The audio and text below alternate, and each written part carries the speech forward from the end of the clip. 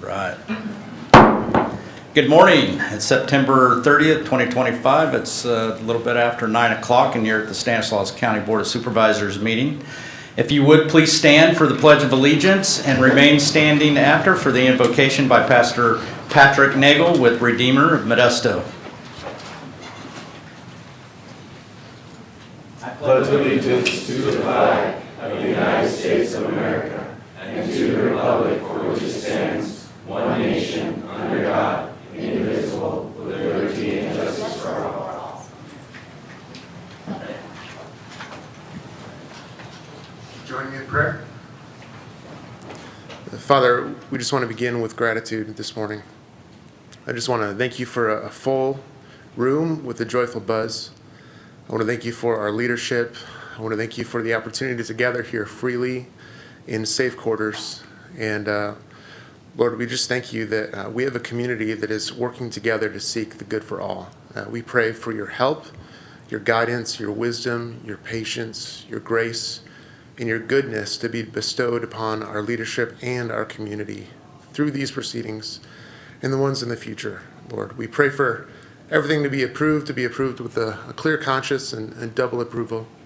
We pray for wisdom and guidance and dignity and civility in all conversations, even behind closed doors. We pray would Modesto and our county become a beacon of goodness and dignity and worth extended to all that our nation so desperately needs right now. Would your love and grace be with us? And we pray for the joy to grow throughout the remainder of this morning. In Jesus' name we pray. Amen. Amen. Thank you. Thank you, Pastor.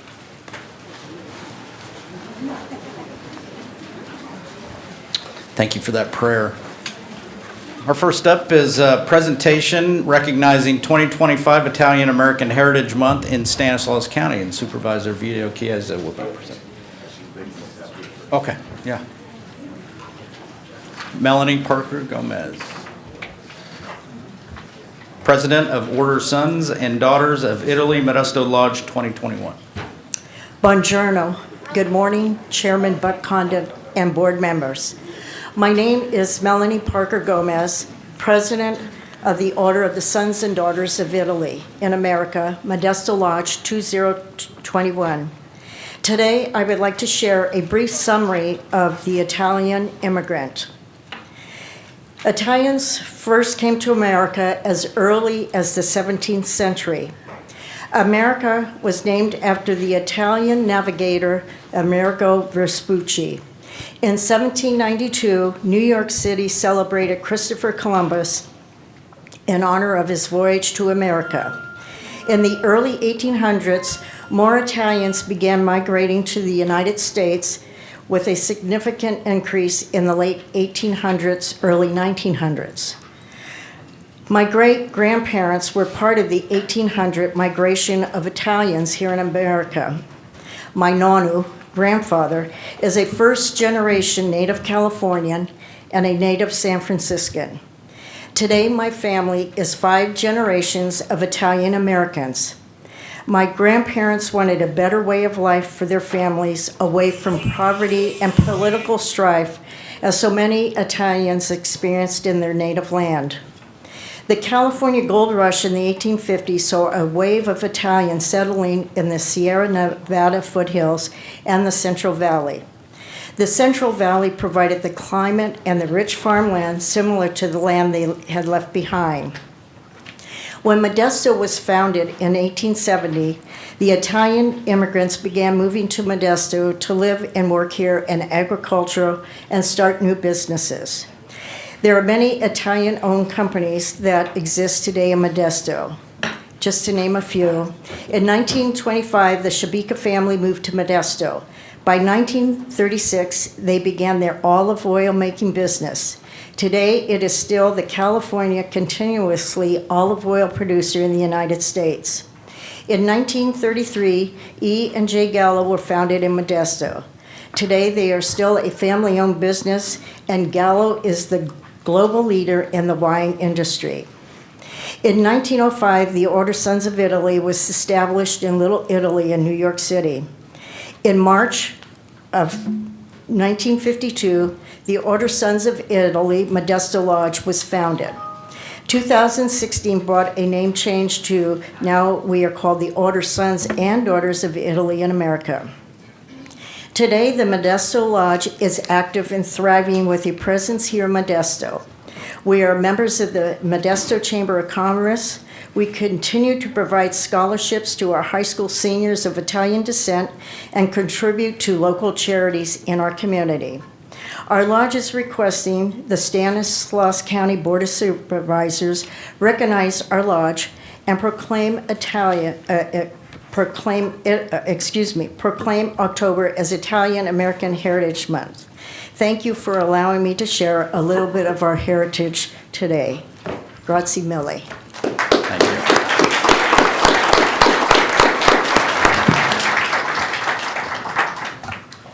Melanie Parker Gomez. Yeah. That's a good Italian name. This is why we love America, right there, right? It's a melting pot, and that speaks so eloquently today to what we're doing. This country was founded on immigrants. The work they do is far superior to second, third generation Americans. I like to think that I work as hard as my dad, who was an immigrant, but I do not. But I'm still a hard worker.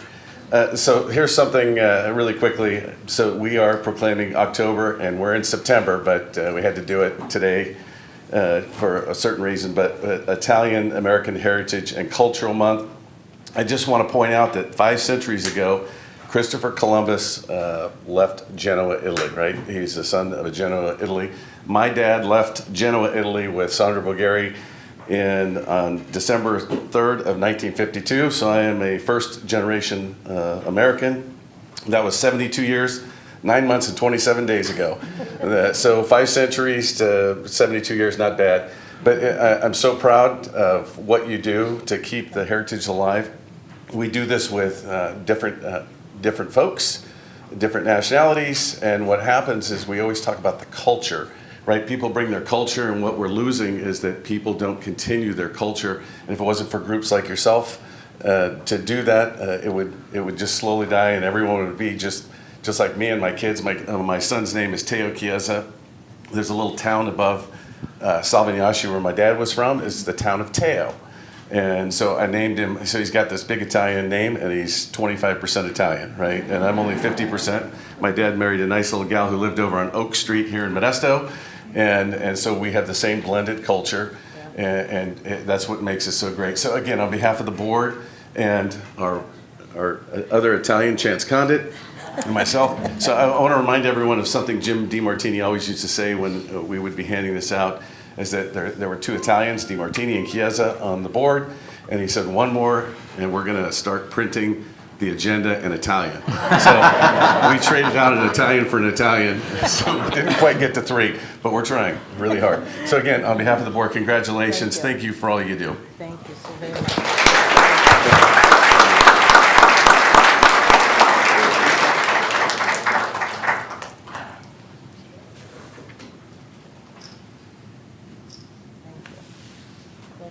Thank you so very much. Can I just add one thing? Yeah. This coming Saturday is the International Heritage event that's been held for over 30 years, and we will be having people from our lodge there, so come by if you have time and just see what we're all about. And also October 11th is our Taste of Italy, and we just finished last night making 50 pounds of homemade Italian sausage. Thank you.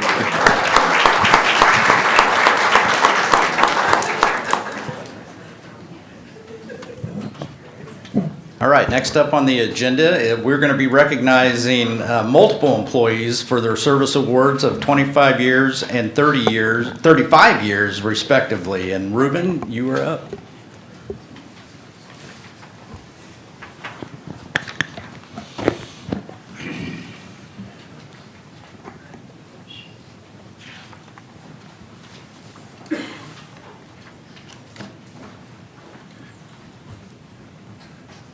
Good morning, Chairman Condit, Board of Supervisors, CEO Hayes, and Council Bose. I'm here to recognize 5 employees from Behavioral Health and Recovery Services. So 2020 was a good year for retention, so we need to go back and look at what we did back then. So today we recognize Mai Vaughn for 25 years of services to Stanislaus County. Mai began her career in April of 2000 as an administrative clerk with school-based services. Over the years, she steadily advanced, moving into juvenile drug court and then into the housing and employment services, where she would spend the better part of the next 17 years. In 2021, she earned a promotion to staff services analyst in the support services division, where she continues to excel today. Mai has become a department trusted expert in data management and reporting. Her colleagues often say that if you need a spreadsheet that not only works but makes your job easier, call Mai. She has a special ability to take complicated data requirements and translate them into practical, streamlined tools that improve workflows and ensures accuracy. Her knowledge of our homelessness information management system, data standards, and housing reporting requirements, such as No Place Like Home, Home Key, and Shelter Plus Care, has been part of the county's efforts in securing millions of dollars of funding in our community. And behind all these headlines about new supportive housing programs and all these housing projects that the department does, there are staff like Mai working diligently to make sure the details regarding the data are being tended to. So we thank her for all that detailed work. Her work has also been vital in the implementation of our electronic health record within her division. She has been committed and has been a tremendous help in her division implementing that. Mai is not only known for her technical experience, but also for her work ethic and commitment to excellence. She takes pride in her work, and her colleagues and partners regularly recognize her for her diligence and accuracy. So today we celebrate Mai not only for the 25 years of service, but for the steady, behind-the-scene excellence that makes so much of our work possible. Congratulations, Mai.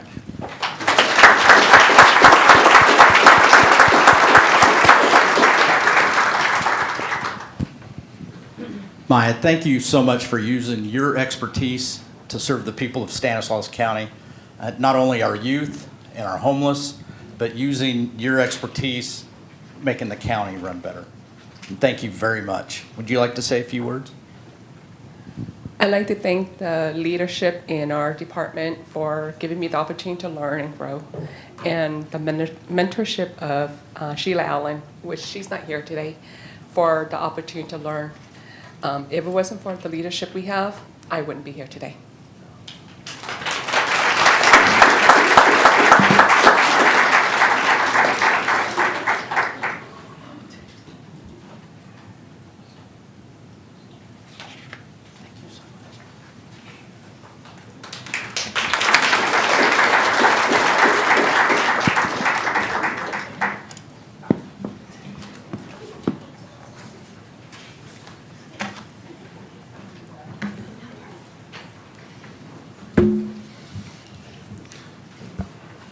Next, we honor Albert Perez for his 25 years of service to Stanislaus County.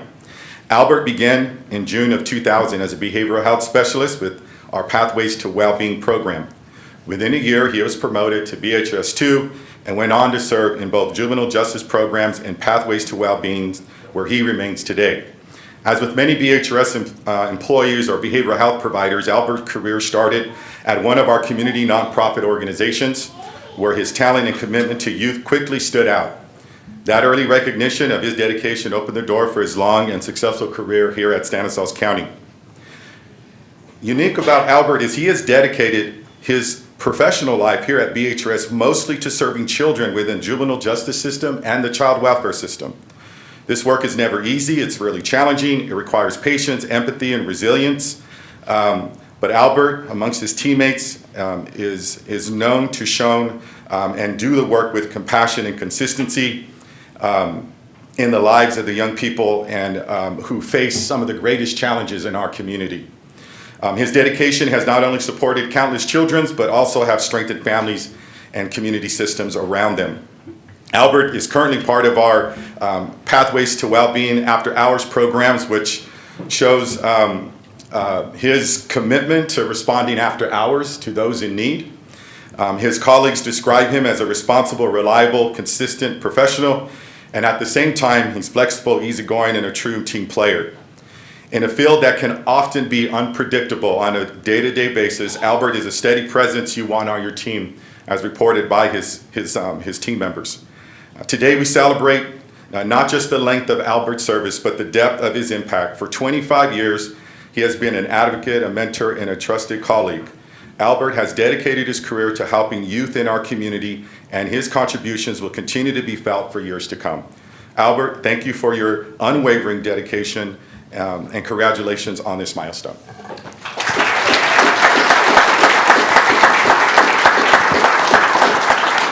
Albert, thank you so much for your dedicated service to the people of Stanislaus County and our youth, and engaging the people with mental health issues, being available to respond after hours. Just thank you for your dedication on behalf of the entire board. Thank you. I just want to say thank you for the leadership throughout the years and for my coworkers for being here. Thank you.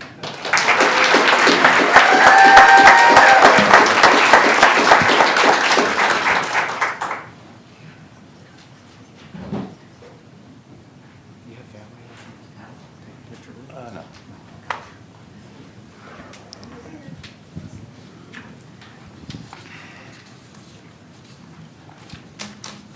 Marie.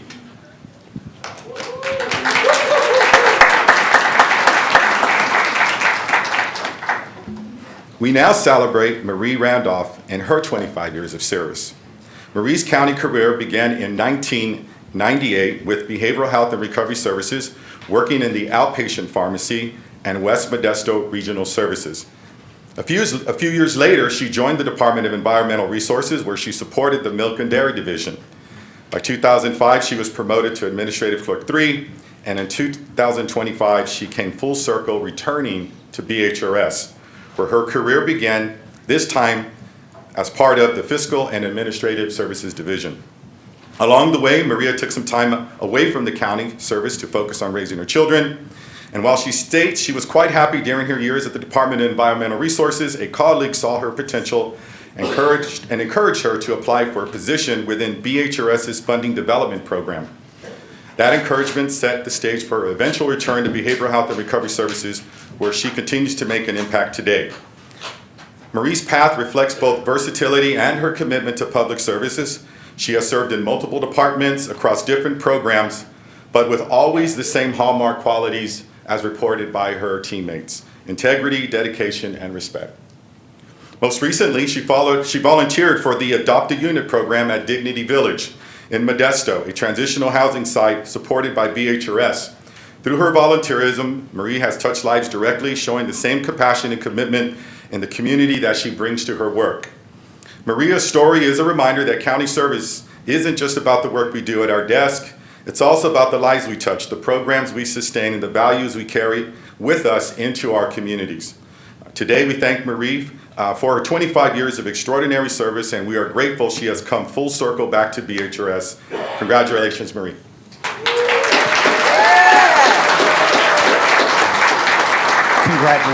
Congratulations, Marie. Thank you for your compassion, your dedication to the people of Stanislaus County, your volunteerism, being active in the community. You represent the best of Stanislaus County. Thank you very much.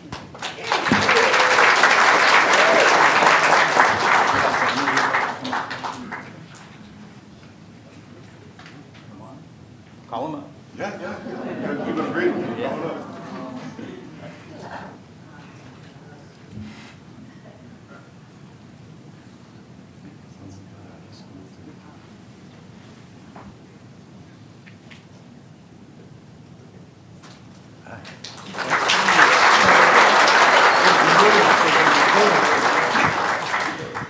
I just want to say thank you so much to my colleagues that have supported me throughout all my career, and my family.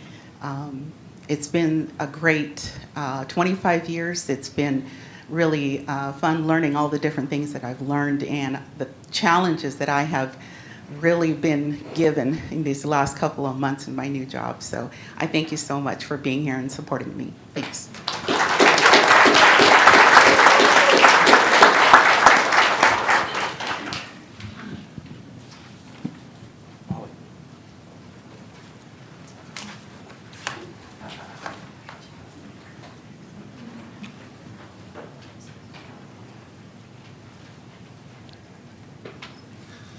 All right.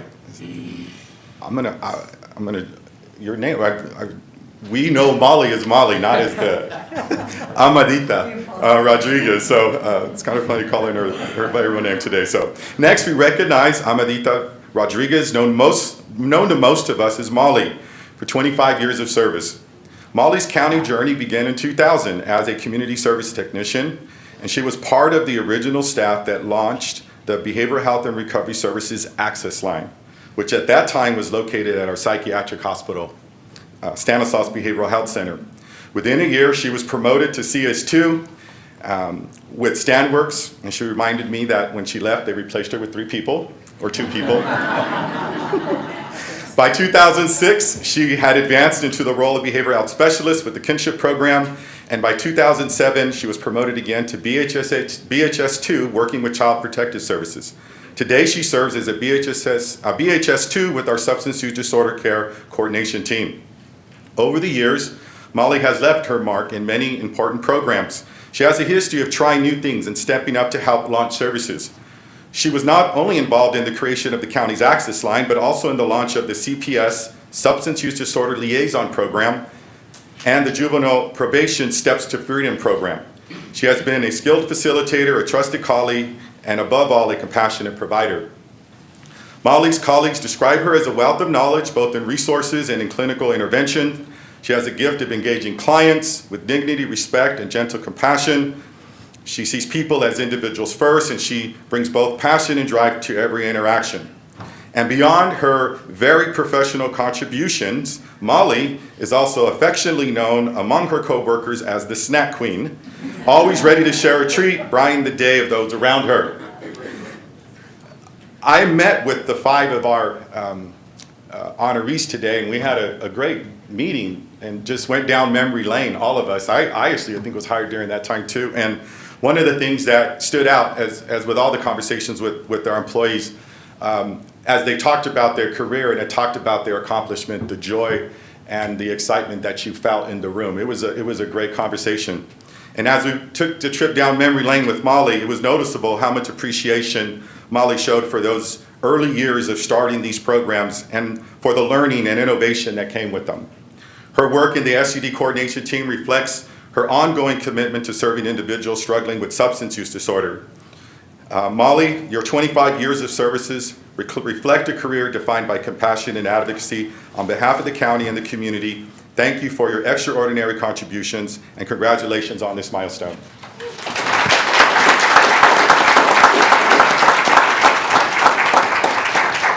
Molly, thank you so much for your passion, your compassion, and service to the people of Stanislaus County.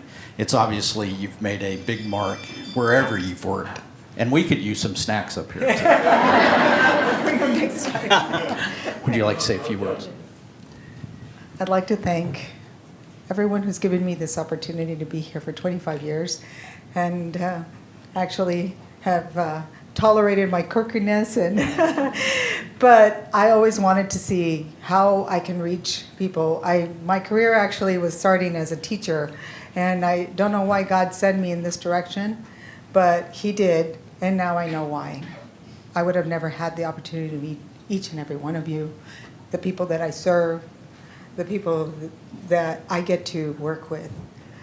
They are my family, and for me, that has been huge. My father always taught me to have a good work ethic. He worked hard like an immigrant. He was an immigrant from Mexico, and so was my mother. And he worked 50 years for a company and was dedicated to that company, and because he was always grateful for that opportunity that he had. And he missed 10 working days throughout his 50 years of service. And so he instilled that in us, that we are to work hard, appreciate our opportunity to work, and to appreciate the people who have gifted us that.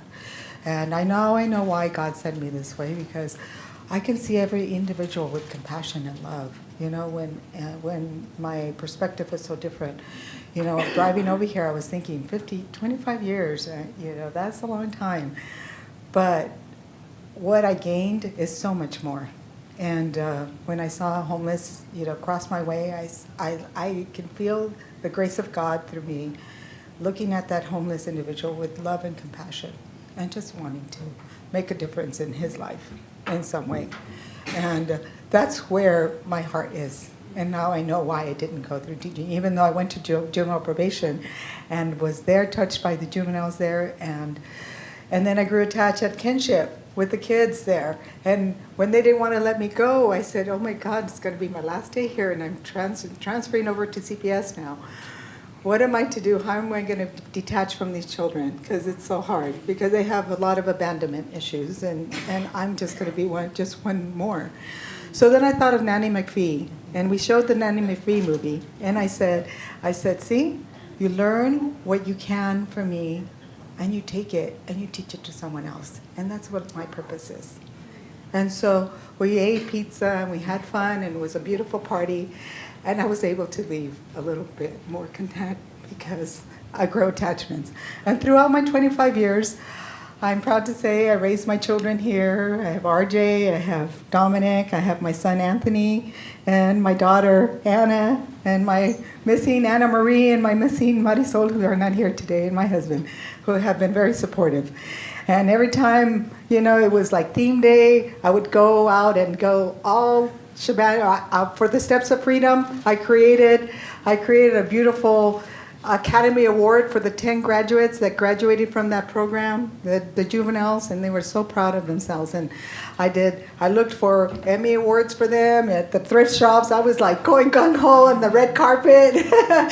But part of me was theatrical, because the other passion was drama, and I wanted to be an actress at some point. But but God led me here, and here I am in San County. And hopefully I've planted some good seeds here. And I'm, like I said, I'll keep volunteering. I keep sending out my rays of innovating ideas. Sometimes my husband has to say, roll it in a little bit. That's a little too wild.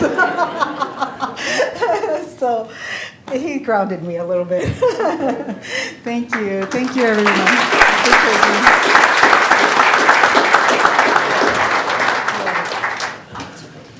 Molly, you're a star here. I need one outside, a star outside. I haven't changed it. Come on. Yeah. Come on. Come on. Are you bringing the fountain? Are you bringing the fountain? Yeah.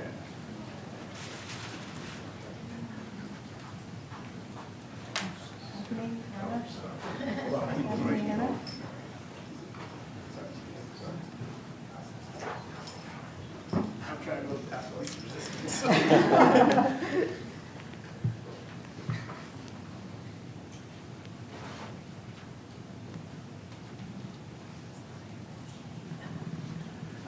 Yeah, thank you.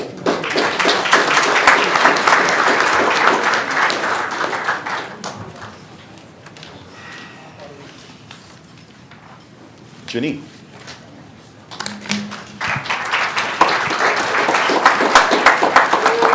And finally, for BHRS, we recognize Janine Serpa Barrios for her 25 years of service to the children and families of Stanislaus County. Before joining BHRS, Janine began her career with a local nonprofit serving youth in group homes. That early experience gave her a strong foundation in understanding the needs of vulnerable children and the importance of creating safe and supportive environments for them to grow and succeed.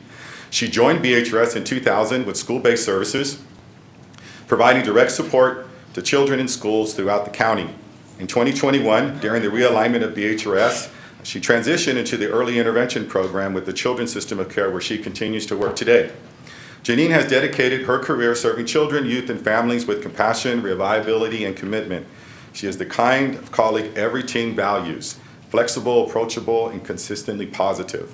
As reported by her teammates, she brings an energy to her work that uplifts both her clients and coworkers.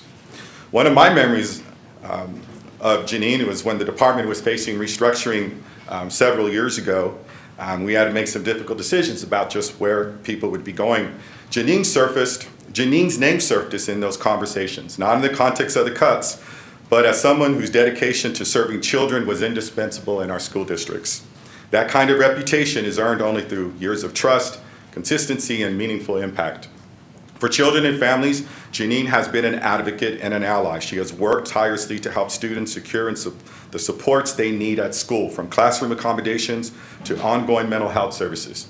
She goes above and beyond to ensure that each child is given the opportunity to succeed, and she brings families into that process with care and respect. Janine's colleagues in the Children's System of Care describe themselves as lucky to have her on their team. And after 25 years, she remains a dedicated professional who is still making a difference every single day. Congratulations, Janine, and thank you for your service.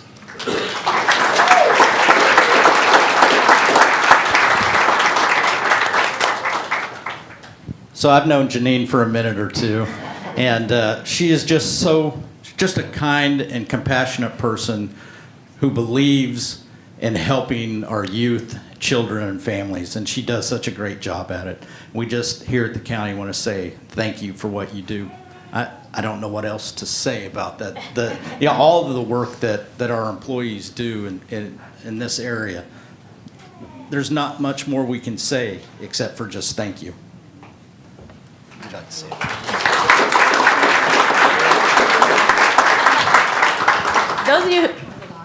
Those of you who know me know I'm not the speaker. That would be my wife. And I get a little emotional too, so that's probably the other part. I want to thank my family for being here.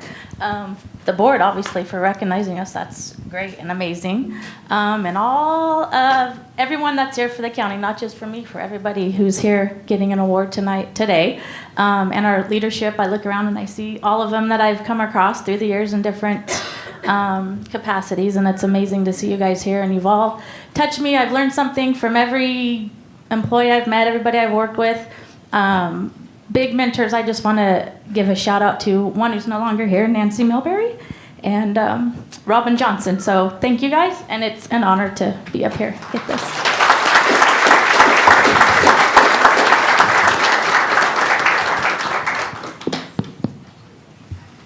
Come on up, family.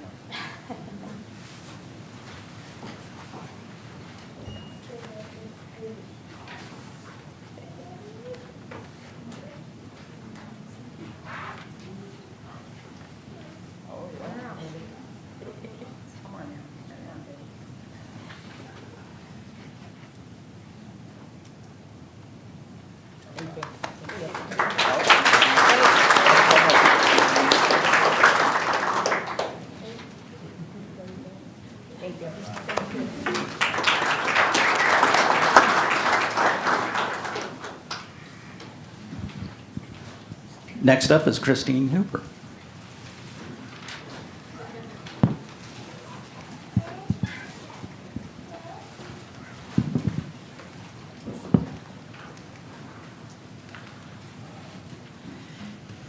Good morning, Chairman Condit, Supervisor, CEO Hayes, and Mr. Bose.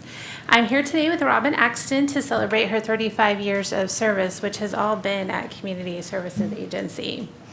Robin began her career on July 10th, 1989 as a clerk to Extra Help in the mailroom, where we were still located at County Center 3 in the Records Management Department.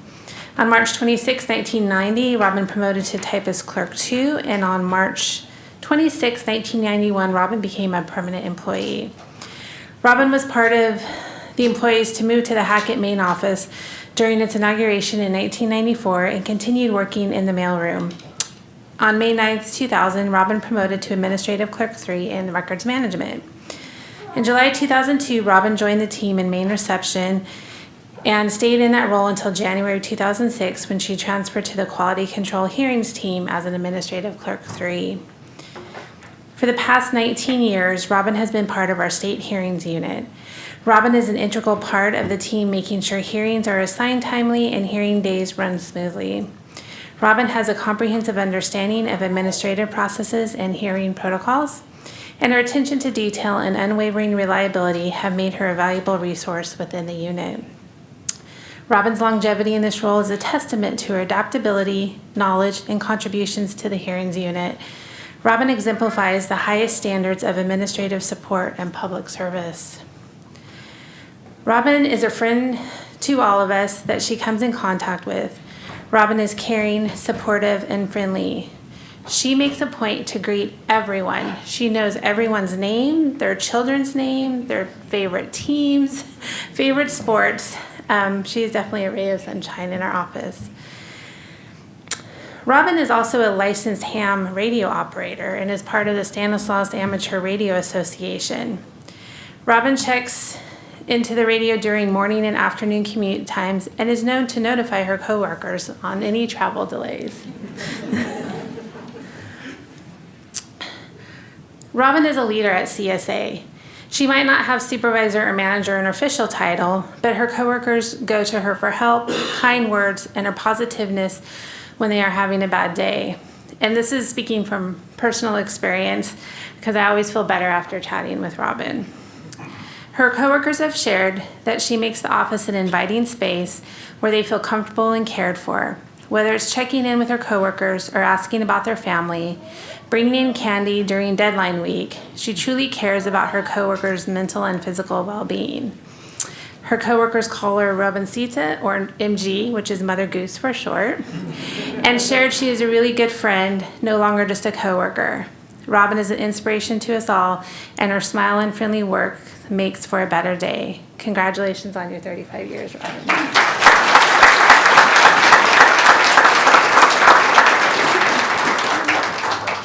Thank you. I don't know what to say. 35 years. That is a great mark. Thank you for being such a compassionate leader here in Stanislaus County. The work and guidance you've probably given your fellow employees, I can't even imagine the effect you've had on other people here at Stanislaus County and the direction you've given. Thank you very much, Robin. Thank you.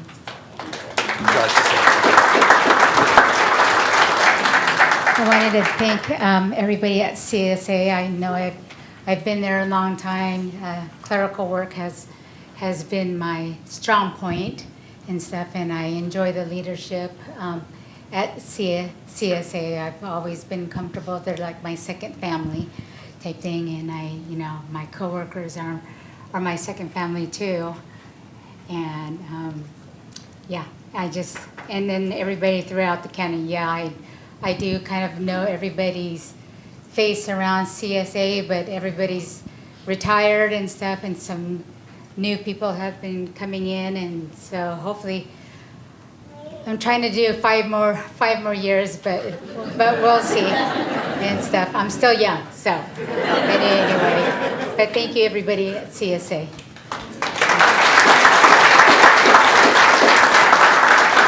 I was going to ask you how many more years you have left to go.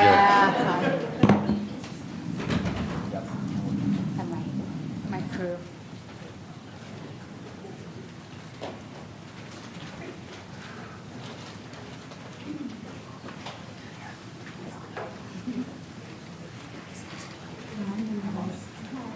You guys can come over.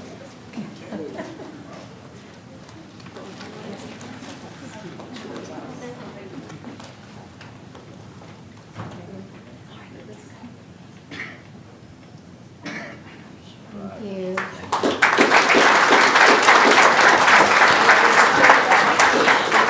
So on the first presentation, where you at? Where you? Would you like to take another picture with your family?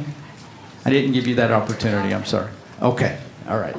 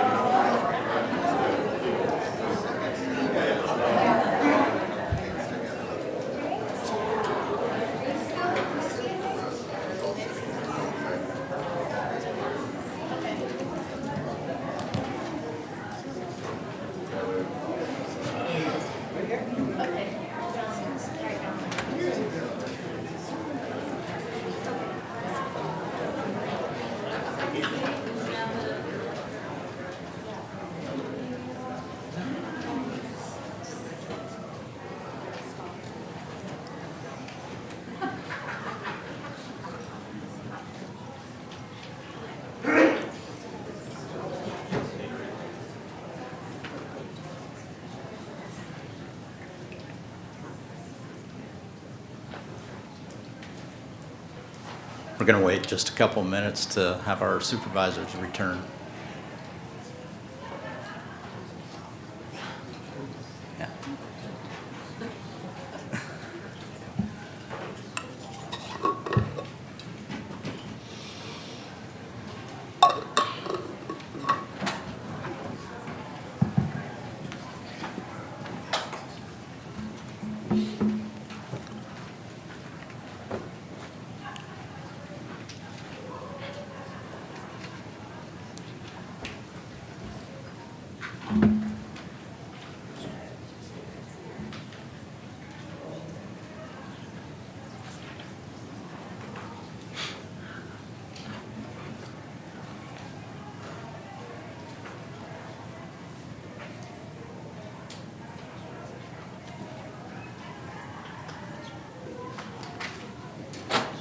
All right, next up on the agenda is public comment period. Public comment is a time for those in attendance to speak on items not already on today's agenda. Please state your name for the record, direct all comments towards the dais, and so it is fair for every speaker, keep comments to the 5-minute time limit. First up is Ron McMurtry.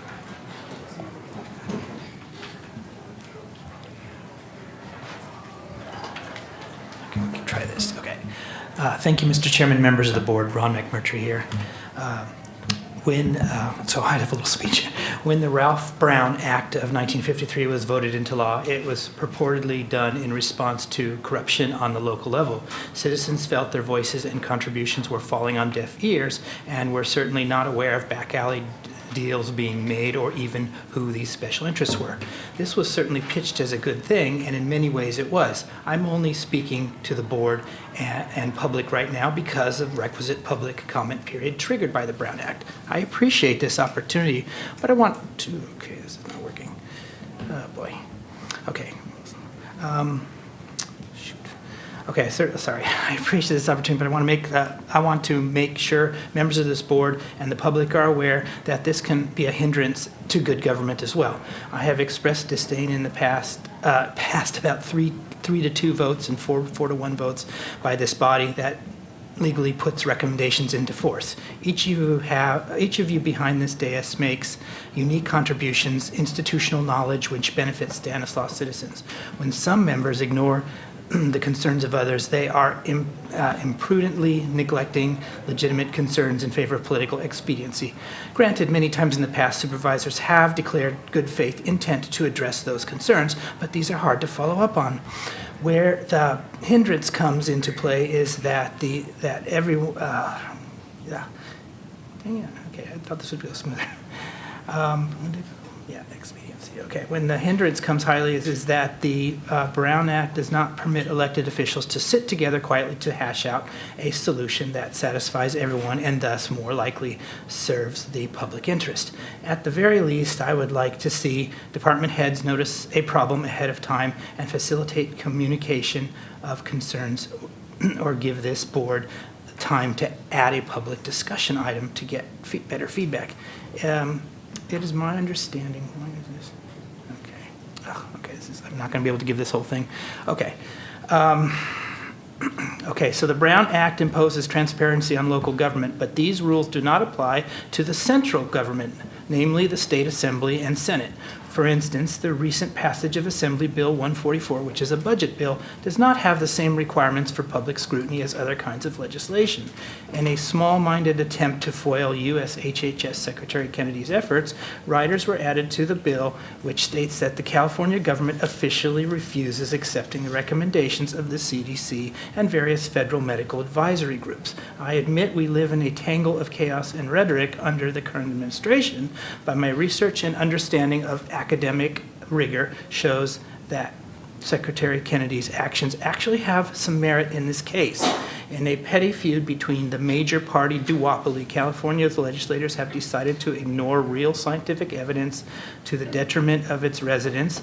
To put it bluntly, these folks have been subjected to an excellent propaganda campaign, if not outright purchased by big pharma and chemical industries. Thank you.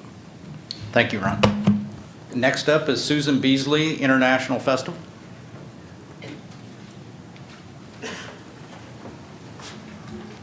Good morning to you. Buenos dias, bonjour. Bonjour, comment allez-vous?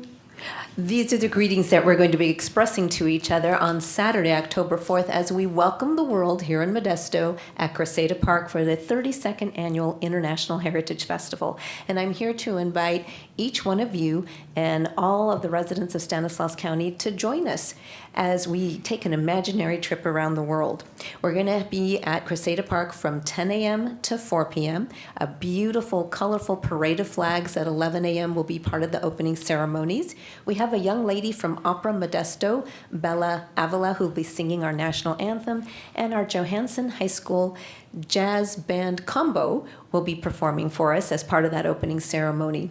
Throughout the day, there will be dances from Mexico, Egypt, from a special Bollywood presentation and dance as well. We invite you to come join us and snack. And I noticed that Mary was here from the Italian Heritage Organization. They're going to be coming back and joining us with a booth and participating with us as well. And we'll have Italian desserts there, Puerto Rican food, Hawaiian Asian food with shaka fix. Or have some street corn for those of you who like that as well. So it'll be a beautiful day. We, of course, always have lots of children's crafts. You can make masks, your newspaper hats. You can make sand mandalas. And I know that all of you secretly, we're all adults, but we secretly have a child inside of us. This is your opportunity to come let that child have some fun on this day.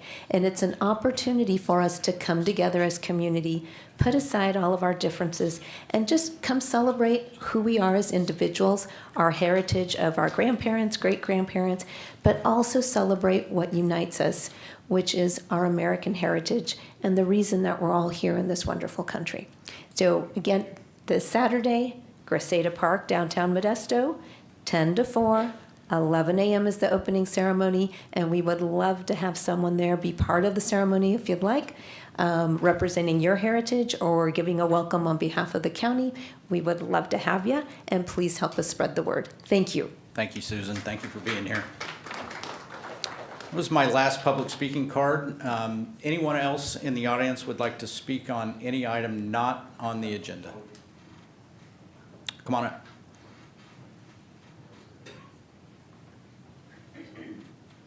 If you would, just please state your name for the record. Isaiah Pagani. Morning, gentlemen. I appreciate the complexity it takes to run all the different departments that are underneath your authority. I just had a quick complaint. One of your departments, Environmental Resources, came by my property. There was a couple items out front that needed to be removed, and they took some pictures, sent me the complaint. However, they also walked 20 feet up to my property, stuck a camera on a pole, and looked over my 6.5-foot fence and took pictures from inside my property. I feel like that's a violation of my privacy. I don't think things like that should be done without a warrant. I don't know if that was allowed or not, but if it is allowed, I hope you'll address it.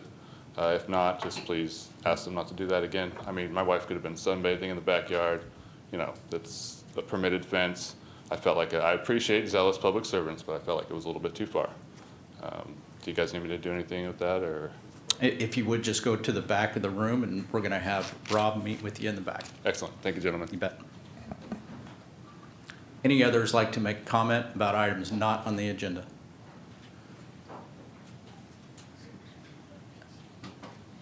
Rob, he's coming around this back way.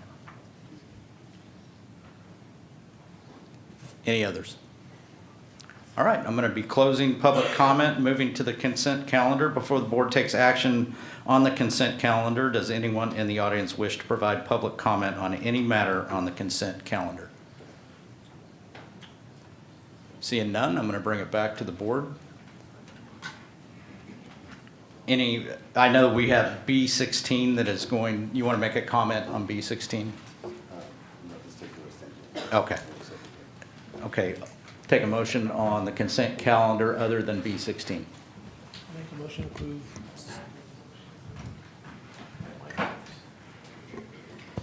There we go. I'll make a motion to approve all consent calendar items except B16. Second. I have a first and a second by Supervisor Grewal. All in favor say aye. Aye. Any opposed? Unanimous. All right, B16, Vito. Thank you very much, Mr. Chairman. So this letter, I'm not going to support it, but it's not a statement for or against it. I just want you to know that I go back to the March 11th letter that the chairman had signed. This just looks unnecessary to me. I don't want to be caught in a time frame. I know it's not. It just talks about some time frame.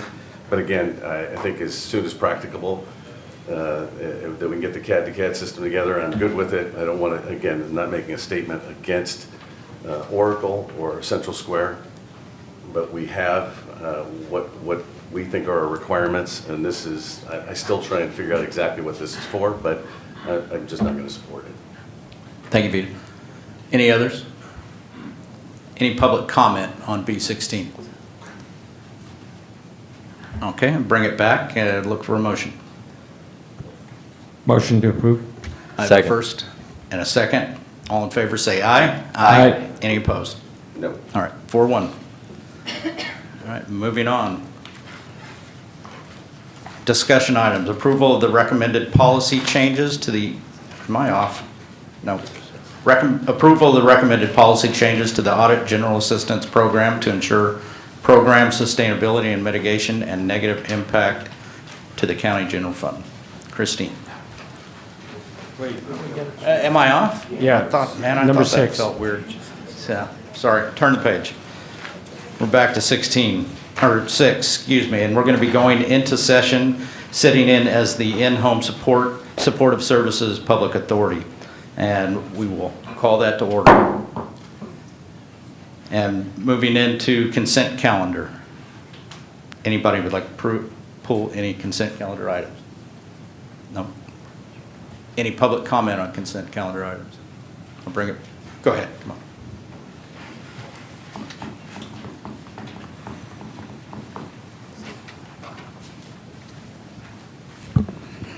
Good morning, Chairman, members of the board. Astrid Zuniga, President of United Domestic Workers, AFSCME Local 3930, representing over 215,000 home care and child care providers across the state. And more importantly, as to today's action that you'll be taking, the 8,000 plus providers in Stanislaus County. Today, we stand before you all not just in gratitude for a ratification of the care providers contracts, but to underscore its profound economic significance. Especially here in Stanislaus County, this contract is more than just a piece of paper or a legal document. It is an investment in our community's financial stability and vitality. We understand that budget decisions are difficult, to say the least, but paramount. And this contract represents a smart economic choice. By ensuring fair wages for our care providers, you are also igniting a potent and vital economic engine in the community. These dedicated individuals, now with some enhanced financial stability, it's not a whole lot, but we'll take it. It will help them in firing up our economy by being able to purchase, having a better ability to purchase more groceries, pay their bills, supporting our small businesses, investing in their families' futures. It's not simply spending, it's a cascade of economic activity that will happen because of this. If you consider it, every dollar spent locally by a care provider doesn't just change hands, it circulates, creating a ripple effect. That dollar fuels our local businesses, enabling them to thrive, hopefully be able to hire more staff, and expand their own services. This sustained local spending boosts our businesses, strengthens our economy, and ultimately generates a greater overall economic output than the initial investment in wages alone. This is the essence of the economic multiplier effect in action. Furthermore, competitive compensation positions this county to be a leader in attracting and retaining care providers, and this directly addresses the critical issue of high turnover, ensuring consistent high-quality care for our vulnerable residents, and significantly reduces the hidden costs associated with constant recruitment in this workforce effectively saving taxpayers dollars in the long run. By ratifying this contract, we are setting a crucial precedent, valuing care work and prioritizing the well-being of our care providers and the residents who depend on them and this program. We are investing in quality care, improving lives and dignity with dignity and respect, and simultaneously fortifying the economic foundation of our community for years to come. I appreciate you all for considering this and ratifying this contract, and hope that we can continue to have this kind of progress in the future contracts. Thank you all. Thank you, Astrid. Any others like to make public comment on the consent calendar items? And then I'll bring it back to the board for a motion. Motion to approve the consent calendar. Second. I have a first and a second. All in favor say aye. Aye. Any opposed? Unanimous. Did you get it? Vito's the first. Yes. Yeah, it's all part. All right, moving on to the public forum. Anyone like to make a comment about items not on the agenda for the supportive service, in-home supportive service public authority? Go ahead. Well, I just wanted to, I know this is a long time coming. I know there's been a lot of advocacy on your part for many, many months, and I'm just glad that we are able to invest in our community, invest in people that take care of loved ones, take care of members of our community that are vulnerable, and like Astrid said, a good economic outlook for all of you is beneficial for the county, for all of our businesses, all of our community. So we thank you for all the service you provide on a daily basis. Your struggles are very evident when you come up and speak. I know it moves all of us up here, and sometimes it's hard to comment, but secretly I'm like clapping underneath the thing when all of you are clapping. But again, the services you provide to our community are not lost on us, and we appreciate everything you do on a daily basis, and we're glad that we're able to, in some small way, compensate you for those services. Thank you. Thank you, Manny. All right, moving on, we're going to adjourn the in-home supportive service public authority and reconvene to sit in as the Stanislaus County Board of Supervisors. And next up, number 7 is public hearings. Public hearing to consider and adopt the 2026 adopted budget and related actions. CEO Hayes and team. All right, good morning, everybody, and thank you so much for being here for us to present today's recommended adopted budget. I'm going to go ahead and kick us off this morning, but I do want to recognize that we're going to have several presenters with us today. I'm going to start by just naming some of the CEO team that's here that have directly helped put together today's budget.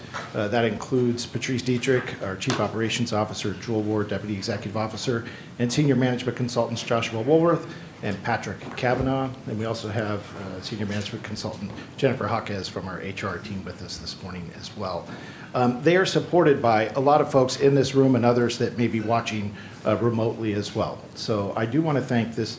Every time we bring one of these hundreds of pages long budget documents, it's really important to recognize how many people it takes to put together this recommended spending plan. So I always start by thanking our county department heads, many of them in the room with us this morning. They're supported significantly by their budget managers. Some of them are with us today, many of them back in the offices as well. So I want to thank the budget management team throughout the entire county, as well as our respective leadership teams in each of the departments. There have been some difficult decisions that departments have had to make throughout the process of preparing this adopted budget, and I want to thank all the leadership teams for the many months that they've spent in careful planning to get us to where we're at today. I'm going to go ahead and start by just discussing a little bit about the budget process, and then some of the themes that you're going to see in today's presentation before I hand it over to the team. We do this occasionally. I think the adopted budget is our most important document that comes each year, and it's a good time to just reflect on what are the roles and the responsibilities between the Chief Executive Office, our county departments, as well as the Board of Supervisors. So I'm going to have some opening comments, then I'm going to go ahead and do some closing comments a little bit later to talk about the Board of Supervisors' role as well. So this slide tries to provide the highest level possible understanding of what we're doing with this budget.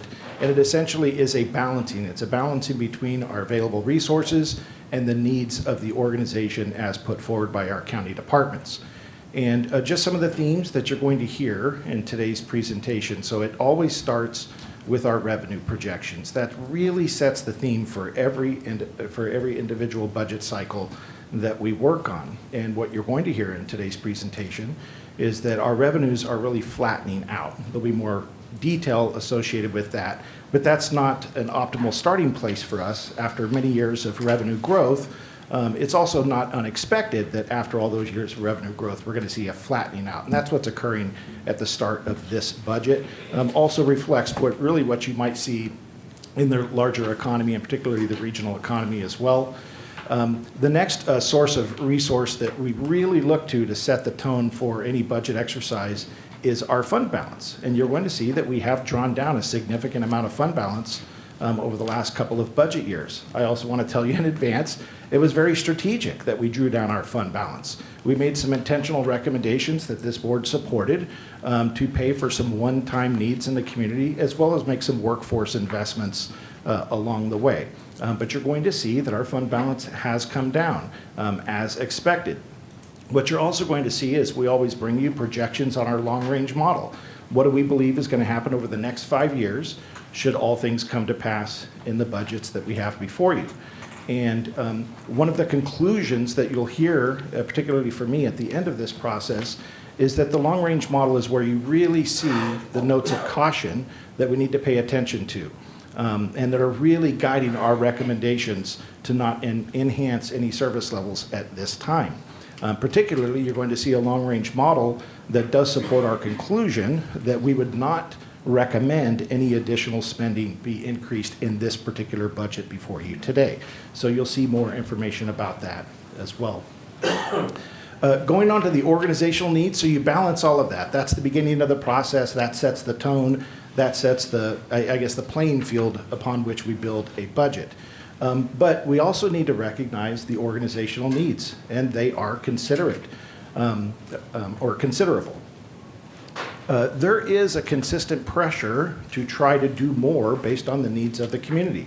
Our needs continue to evolve, and our departments do a wonderful job trying to do as much as they can with the resources that they have, but there are always other things that can be done to improve services in the community, so we have a long list of needs that our departments have put forward.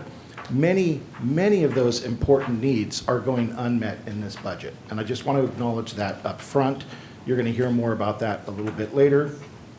But I do want to also acknowledge that this budget does preserve our core services in the county, particularly for our core general fund departments that the board has the most discretion over. We have built a budget around preserving the core services within the general fund, and that'll be described as well. It's very important that we also acknowledge any current and future liabilities that we expect to occur in the future. And there are many of those that are actually not in this budget. There are many potential liabilities we have identified that are not in this spending plan because more work needs to be done to understand specifically what funding would need to be provided. But it's important to note that on the onset.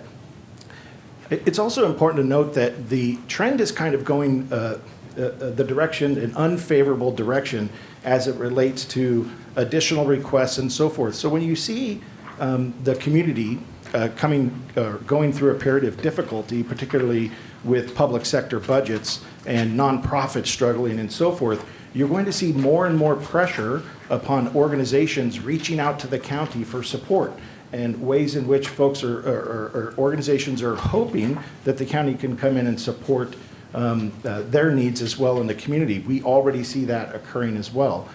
So those are pressures that really ramp up in difficult times, and we're starting to see that.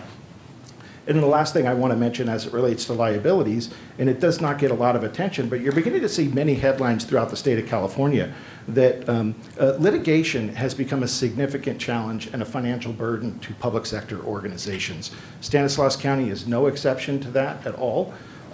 We deal with all of these litigated cases on a case-by-case basis and on the merits of that particular case. But there is no question that the cost of litigation has really increased throughout the entire state of California, and it does have an impact on the overall financial strength of any organization, and our organization is included in that. So we've tried to work as hard as we can to try to minimize those factors, but you're going to see more and more headlines throughout California about the impacts and costs of litigation and how they impact real budgets and real services in your communities. And I think it's important to note that as well, as we're looking out to future costs and that those trends are going in the wrong direction.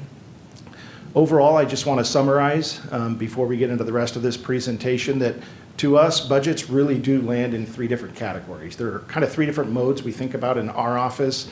There's a growth mode where we're expanding services in the community, and we've been so fortunate to be in that mode for many, many years in this organization.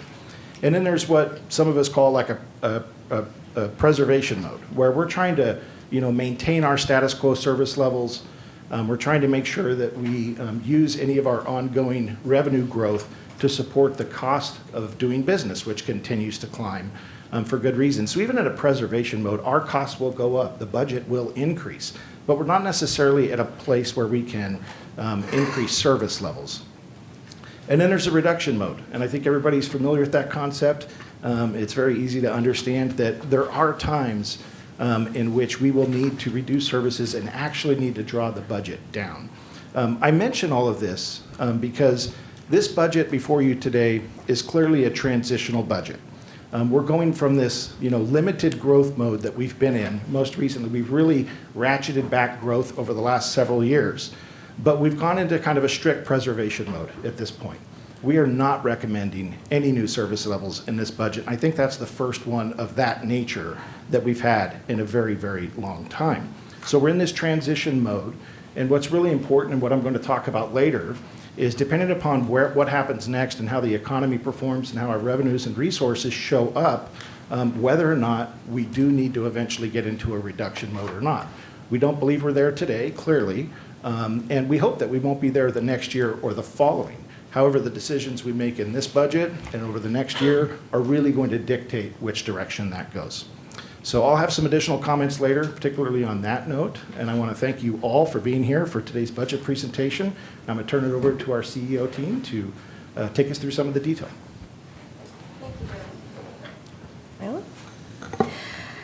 So continuing that introduction for what is the 2026 adopted budget, the 2026 adopted budget serves as the definitive operational plan for fiscal year 2026 and is the primary benchmark from which all year-to-year comparisons are made. The budget is prepared, reviewed, and adopted in accordance with the County Budget Act, which requires the adopted budget be made available to the public by September 8th, be approved through a public hearing 10 or more days later, and adopted no later than October 2nd, 2025, 2 days away. So the adopted budget incorporates updated information that informs and allows staff to refine cost and revenue estimates. It also addresses various fiscal impacts, including those from the prior fiscal year-end close process, federal orders, and the state budget. Combined, these changes help to solidify the annual budget using the latest information, adjusting and replacing the 2026 proposed budget, the preliminary operational plan for the fiscal year approved by your board back in June.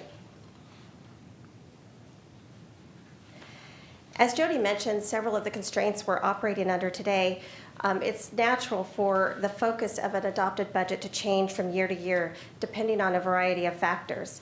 And those include local revenues, external funding streams, and the general economic climate.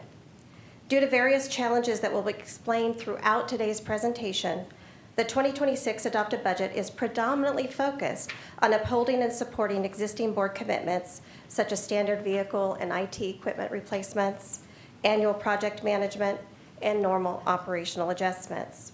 Beyond support for typical ongoing costs, recommendations include targeted adjustments focused on critical needs. The one-time purchase and 3-year operational costs for 2 one-person patchers are intended to assist in making road repairs across the county. You will see later in the presentation that staffing is being adjusted to meet departmental needs through funded or cost-neutral allocation changes tightly limiting any impacts to the county general fund. Additionally, several recommended adjustments, both increasing and decreasing the budget, are required to adhere to legal mandates and financial policies. With recent changes in the cannabis program moving from a fee-based model to a tax-based one, department operations are being adjusted to manage within the confines of transitional cannabis funding that represents a reduction from prior fiscal periods. Similarly, multiple departments are working to align operations to respective funding sources, including reliance on limited fund balance reserves.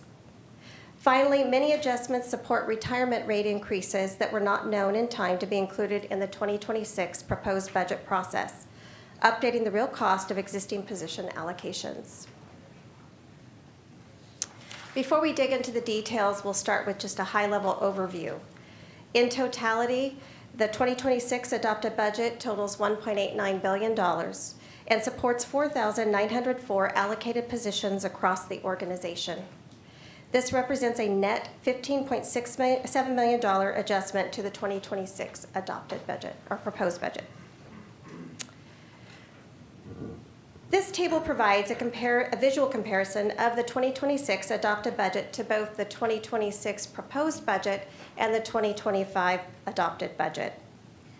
The $15.7 million in adjustments to the proposed budget represents 0.8% increase, which includes a $3.4 million decrease in department revenue, relying more on the use of reserves and the county general fund. Due to strict adherence to financial policies, $24.1 million in budget requests are not being recommended, representing departmental unmet needs. This will require departments to fully utilize available resources efficiently and effectively to meet the needs of their customers. For some departments, additional budget adjustments will be required, some as soon as later in today's board meeting, to ensure operations align with available funding sources. The $1.89 billion 2026 adopted budget is the result of applying the recommended adjustments to the 2026 proposed budget. When compared to the 2025 adopted budget, this year's budget represents $32.3 million or 0.9% year-over-year increase. The county is required to submit a balanced budget to the State Controller's Office each year, meaning revenue and funding sources combine to fully support budgeted appropriations. Let's take a closer look at how this year's budget is being balanced. The 2026 adopted budget of $1.89 billion is funded by $1.68 billion in departmental revenue and the use of $162.2 million in departmental fund balance and retained earnings, resulting in the reliance on $374.8 million in net county cost or general fund contributions. The donut on this slide shows the makeup of that general fund contribution, which predominantly relies on $328.7 million in discretionary revenue. The remaining support is split between $23.7 million in assignments in the general fund, reserves that have been set aside for a specific purpose, and $22.4 million in unassigned fund balance, reserves that are available for any purpose. This means that the 2026 adopted budget relies on $46.1 million in general fund reserves to balance, representing a critical element used in the forecasting of general fund health and strength as identified in the long-range model, which we will get to shortly. The general fund contributions provide support to many county departments. This slide provides an overview of how that support is distributed. To help make the information more meaningful, this display shows how much each department receives for every $10 budgeted in the general fund. A top priority for your board and a primary obligation of the county, the Sheriff's Office receives the largest contribution at $4.66 for every $10 budgeted. Support for probation, district attorney, and county operations, budgets that include benefits and projects, account for the next level of funding with 87 cents, 81 cents, and 72 cents for every $10 budgeted, respectively. Community Services Agency, Public Defender, Chief Executive Office, Assessor, Clerk Recorder, and several other departments make up the remainder of the contributions at less than 50 cents each for every $10 budgeted. And now I'd like to invite Patrice up to the podium to explain further some information on the discretionary revenue and potential impacts to the county general fund based on the use of our multi-year forecasting tool. Good morning. Thank you, Jewel. So on the screen, you see a chart of discretionary revenue, and as Jewel has described a bit this morning, discretionary revenue is the local revenue source that is available to your board to fund programs at your discretion. It is primarily dedicated to preserving public safety, criminal justice programs, as just identified, primarily in the Sheriff's Office, District Attorney, Public Defender, Probation, as well as general government services, including Auditor, Assessor, Treasurer, Clerk Recorder, Chief Executive Office. In addition, Health and Human Service departments rely on discretionary revenue for maintenance of effort or county match in what are considered mandate programs. That match leverages federal and state funds that provide services and programs across the county. So discretionary revenue is really the basis for balancing the entire budget. With that, this chart identifies the actual annual discretionary revenue received in the blue bars from fiscal year 2016 through fiscal year 2025, the year we just closed, June 30. Along with the recommended 2026 adopted budget, which is in that green bar on the right side for me on the screen. 2026 discretionary revenue is projected at $328.7 million. That is just 0.2% above the actual receipts in 2025. So that is a very, very slowed growth, pretty flat. And it is significantly below the recent 10-year historical average of 6.2%. Also of note, that forecast is a decrease from the proposed budget. We've reduced it by $1.2 million. Some ups and downs in various discretionary revenue categories, but primarily the most notable adjustment was in the area of property taxes. Property taxes, as we'll be discussing, is a significant portion of discretionary revenue. The growth that we had projected at proposed budget was 4.3%. And it came to the Chief Executive Office about 12 years ago. And every year that I've been here, we've had greater than 4% property tax growth. And I cross my fingers each year. This year, when the roll was announced June 26, the unincorporated area growth was just up 3.43%. So that was somewhat sobering. The full property tax growth, the full roll was 4.56%. Of note on the chart are some adjustments in 22 and 23 for the fair market value of investments. These represent the portion of investments purchased with pooled cash, which is allocated to the county general fund and recorded as discretionary revenue. So we're going to see two orange bars where the receipts would have ended without those adjustments. And you can see then that the trend for discretionary revenue has been generally up and now flattening. To conclude with discretionary revenue, this is the primary revenue variable used to project budget resources for the current balancing situation, but also in the county's long-range model. So here, the discretionary revenue is broken out by the various sources of funds that come to us. The largest contributor to discretionary revenue in the dark blue category is property taxes, as I mentioned, just under 60% of our discretionary revenue at $196.1 million. This is followed by $62.6 million, or 19.1% in public safety sales tax. We have regular sales tax at $33.7 million, or about 10.2% of discretionary revenue, and then all of our other categories of revenue combined into the little piggy bank there at the bottom, 11%. Going to depart from focusing on the county's general fund and discretionary revenue for just a moment and talk a little bit about a major source of revenue that comes to the county and helps us balance our budget, which is realignment revenue. So on that orange line there, you're seeing statewide trend of realignment. This is both 1991 and 2011 added together.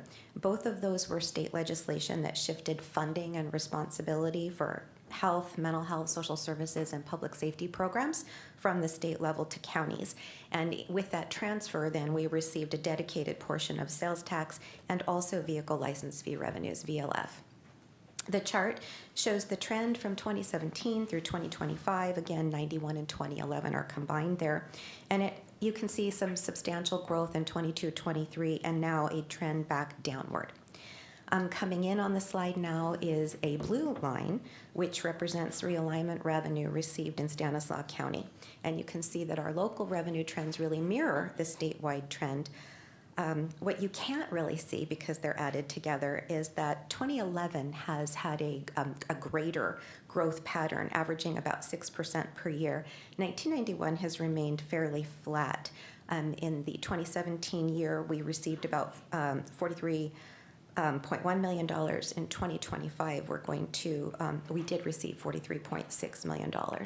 I stared at that for a while and actually sent an email yesterday to our realignment expert, Anthony, who works with Angelica Ramos, our finance officer. And he reminded me that 2011 has base restoration factored, so that in a year where there's slowed growth and you dip, your base drops, but you have the opportunity to grow back up to it when there's growth in the sales tax across the state. 1991 does not have base restoration, so that would account for its being fairly flat for that level of time.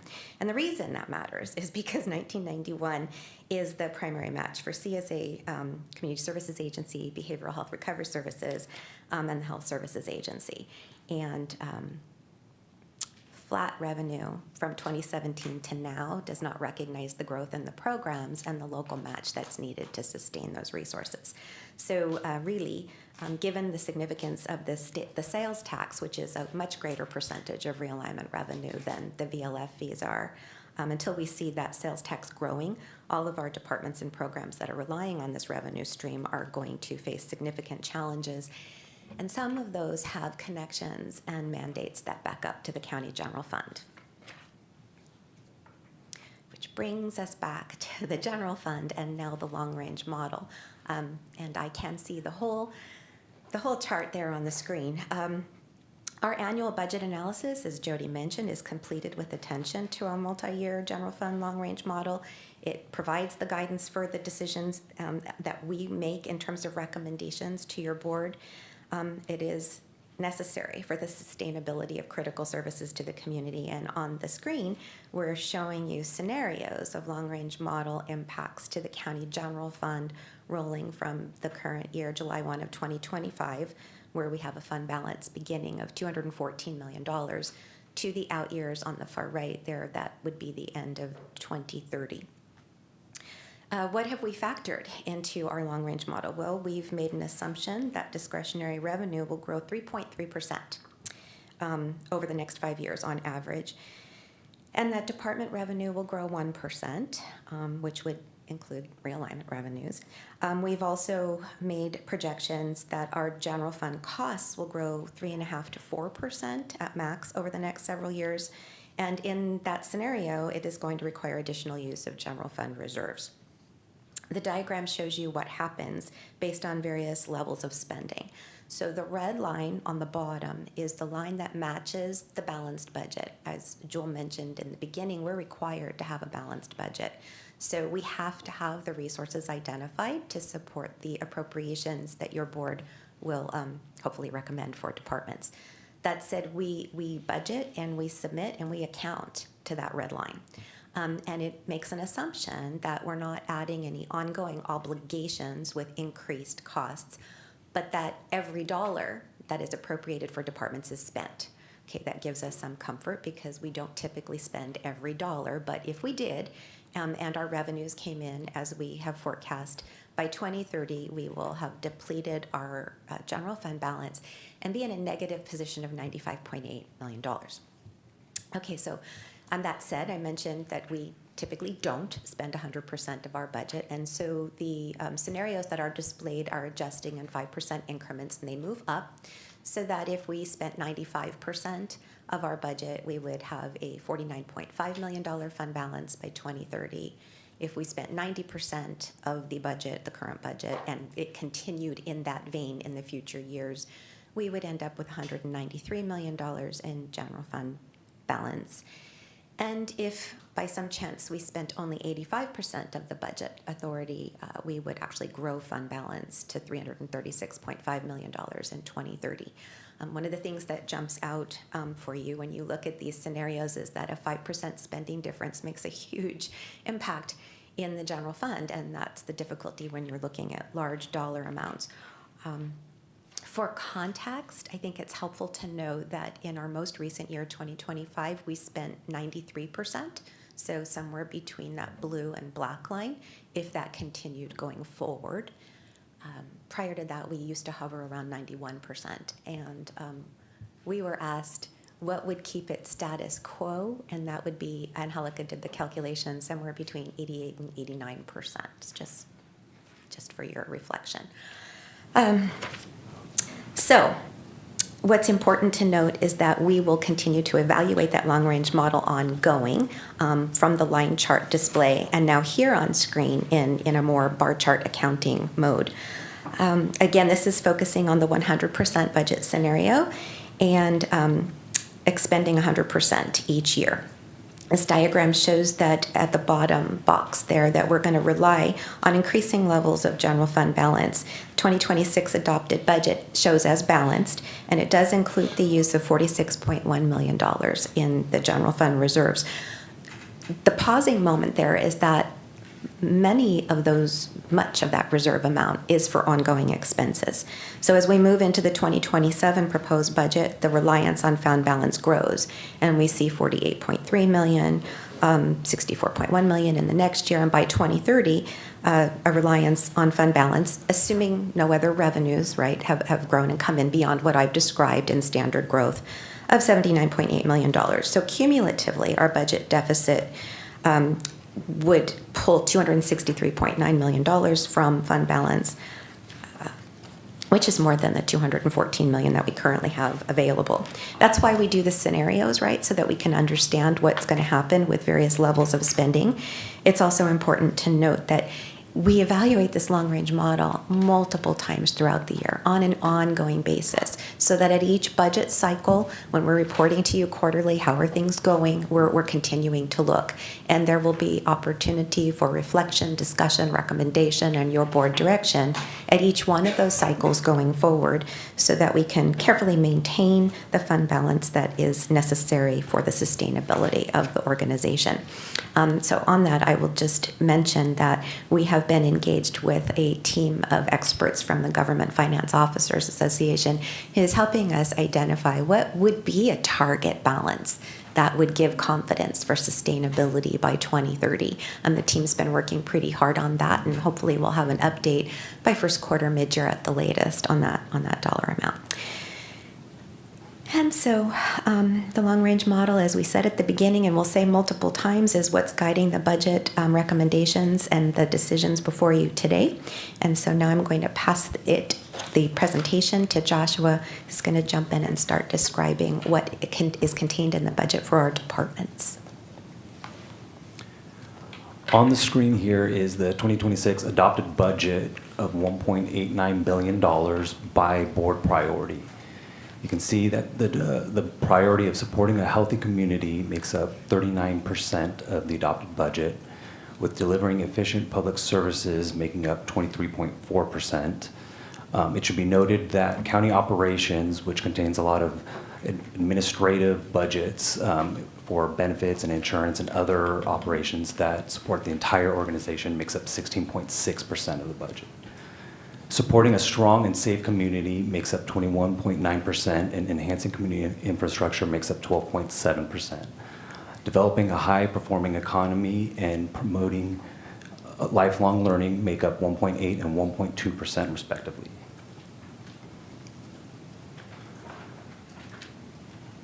The total budget for supporting a strong and safe community totals $412.4 million, representing an $11.1 million increase over proposed budget.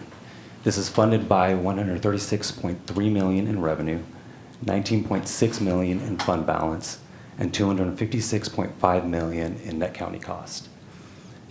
With adjustments recommended to add 5 positions and delete 5 vacant positions, there's a net 0 position allocation adjustment for the priority.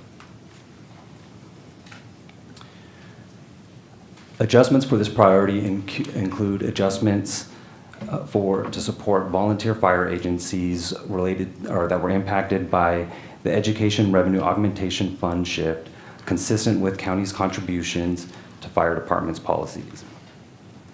Support for 5 block budgeted attorney positions in the Public Defender's Office, and the addition of 4 deputy sheriff custodial positions, all supported with Community Corrections Partnership funds, are recommended.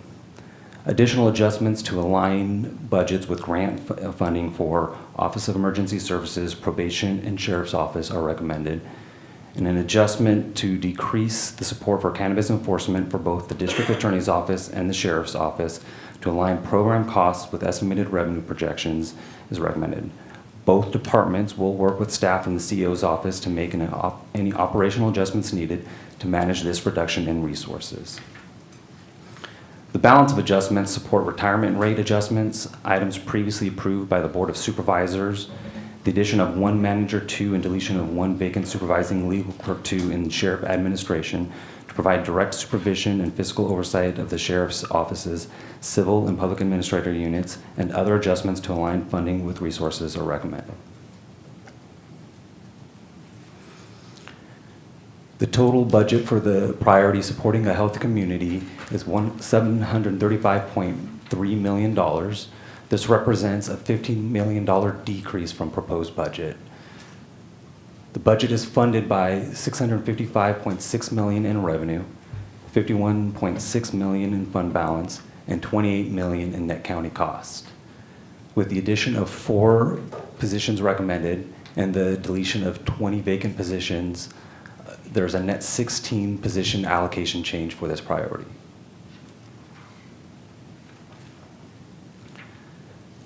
Adjustments in the supporting a healthy community priority include adjustments to right-size the budget with existing funding sources, including adjustments to fine-tune salary and benefit costs and contract costs in BHRS, and to increase support for maintenance of effort costs for in-home supportive services, or IHSS, to capture the increase in costs and the 4% inflation factor. The IHSS increase combined with a decrease in revenue results in a $3 million net county cost increase for the department. Adjustments in CSA include those to address rising costs and increased caseloads, recognizing the 3.42% COLA adjustment applied to various programs effective July 1, 2025. Health Services Agency is deleting 16 vacant full-time positions and a number of 20 vacant part-time positions, as well as incorporating vacancy rate adjustments within the budget to right-size operational costs with ongoing funding sources. The remaining adjustments support increased retirement costs, items previously approved by the Board of Supervisors, the creation of a new EMS funds budget in HSA, and the collapsing of existing EMS budgets into the new one to increase reporting capabilities, as well as budget-neutral position adjustments to provide increased HR support in BHRS and safety officer and IT software capacity in CSA. I'll pass the presentation over to Patrick Kavanaugh, who will share additional priority detail, beginning with developing a high-performing economy. Hi, good morning. The recommended budget for departments developing a high-performing economy totals $34.6 million. That's a $1.1 million decrease from the 2026 adopted budget. The budgets are funded by $30.2 million in department revenue, $5,000 in fund balance, and $4.4 million in net county costs. There are no recommended changes to positions in this priority. Adjustments in this priority include recommendations for workforce development to support Stanislaus 2030 small business and entrepreneurship initiatives. Additionally, a $6.3 million decrease is recommended for workforce development to align budget with available grant funding. And the remaining adjustments totaling $72,000 are for the Agricultural Commissioner and UC Cooperative Extension and support increased retirement costs, a replacement vehicle, and vehicle equipment upgrades. For promoting lifelong learning, the adopted budget total is $23.3 million.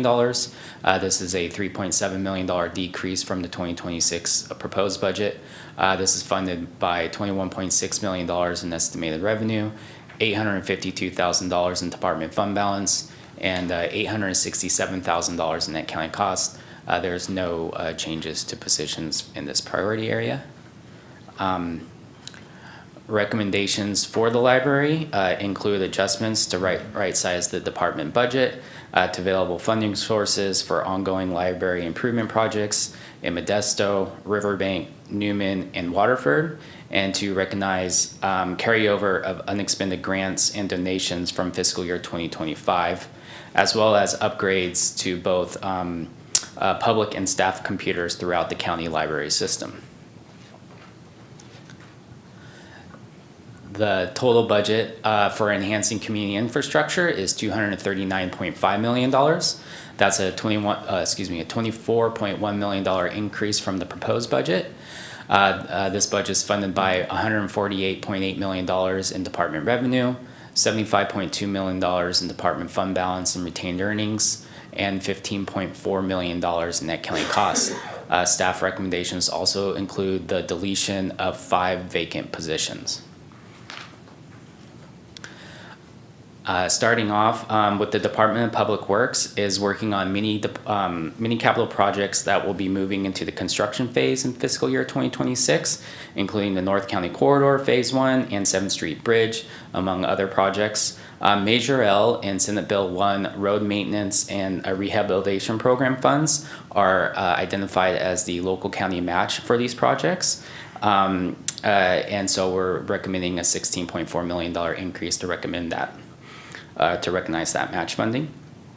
Also, for the first time, Public Works is recommending to establish a department contingency totaling $6.6 million.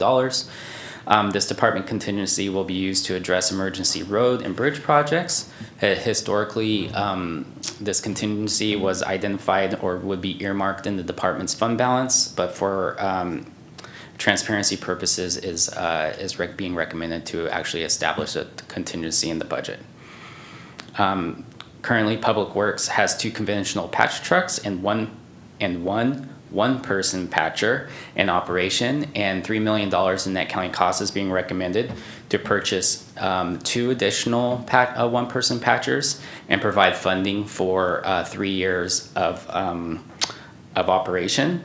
About $800,000 will go towards the purchase of the patch trucks, with the remaining funding paying for staffing and material costs for 3 years. A major funding source for Public Works is the Highway User Tax Account, which is a per gallon excise tax on gasoline and diesel fuel. Fiscal year 2026 is the first year in which HUDA revenue HUDA related expenses is outpacing HUDA revenue. And projections for HUDA revenue will be declining over the next decade. So as a precaution, Public Works has been holding 4 road maintenance workers and 1 senior road maintenance worker position vacant to keep costs aligned with revenue, and it's being recommended to delete these 5 positions. In Public Works, we're recommending to increase their budget by $145,000 to recognize, to support staff and maintenance costs and operations costs for the new Bonita Pool. And all other adjustments in this priority area result in a net decrease of about $768,000 to support retirement rate increase, extra help expenses, to meet legal obligations, and to right-size budget to available funding. And to provide more insight into our next priority, I'll turn it over to Jewel, who will begin with delivering public services. Thank you, Patrick. So the adopted budget for departments delivering efficient public services totals $440.2 million, with an aggregate increase to proposed budget of just over $400,000. The budget is funded by $647.8 million in departmental revenue and $14.9 million in departmental fund balance. Because this priority contains the discretionary revenue budget within county operations, the benefit of the $328.7 million revenue that provides general fund support to departments appears as a negative net county cost here. This offsets $106.2 million in general fund usage for this priority, netting a negative $222.5 million in net county cost that you see on screen. Additionally, recommendations include the addition of 2 positions. The county's contingency budget is housed within county operations. Its usage results in a reduction to the overall budget. Adjustments recommended in the adopted budget include the transfer of $7.7 million in contingency funds to provide general fund support to other departments, including support for retirement rate increases, replacement vehicles and IT equipment, and other operational needs. General fund support provided to non-general fund department flows through special general fund contributions budget, serving as the mechanism to provide $6 million in funding to different fund types.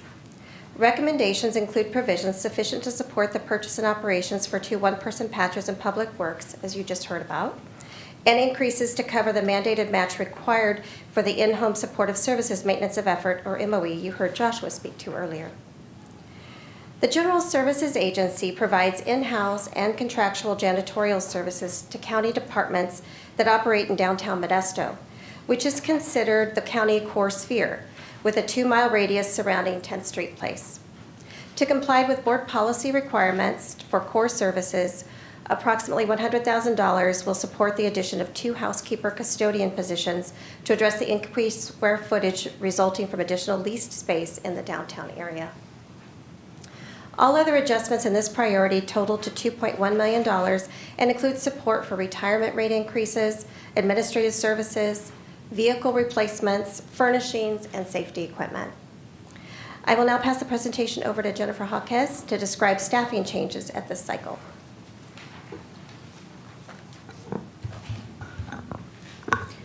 Good morning. My name is Jennifer Jaquez with CEO HR, and I will be presenting the staffing portion of today's presentation.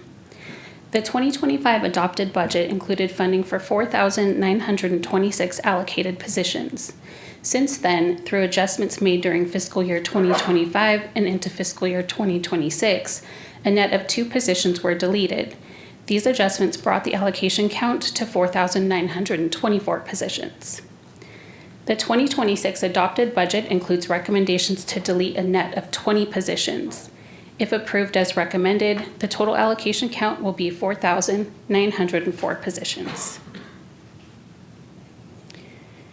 The adopted budget includes a net 0 staffing adjustment for departments supporting a strong and safe community.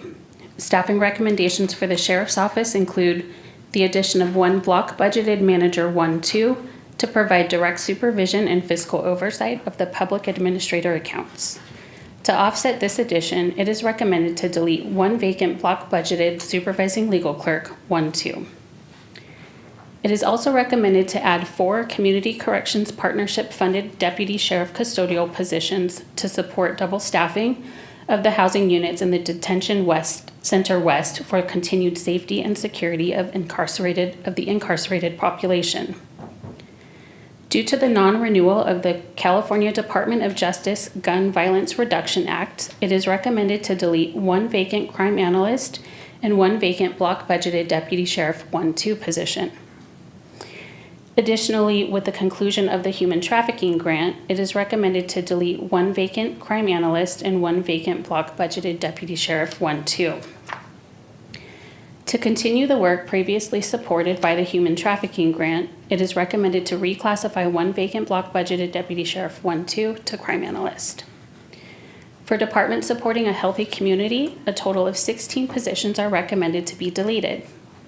Recommendations for behavioral health and recovery services include the addition of 1 confidential assistant 3 and 1 confidential assistant 4 to support the department HR division. To offset these additions, it is recommended to delete 2 long-term vacant positions.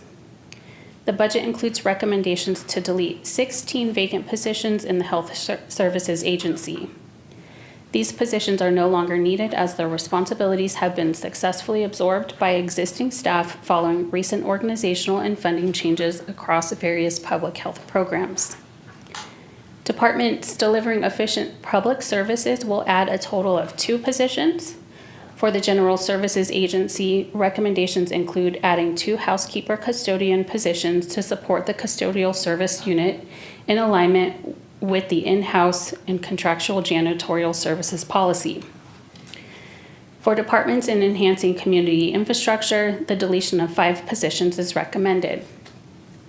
The budget includes a recommendation to delete 4 vacant block budgeted road maintenance worker 1, 2, 3 positions and 1 senior road maintenance worker position due to a projected revenue decline in public works. Lastly, for First 5 Stanislaus, a joint powers agreement department, it is recommended to delete 1 long-term vacant account clerk 3. This change was approved by the First 5 Commission on May 27, 2025. This chart illustrates the number of full-time allocated positions noted with the blue line at the top and the number of full-time employees noted by the green line below. From fiscal year 2012 through fiscal year 2025, staffing levels steadily increased, reflecting the county's recovery from the Great Recession.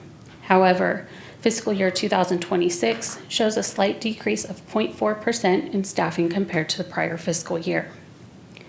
The new allocation count of 4,904 positions surpasses the previous peak of 4,603 positions from the 2008 adopted budget.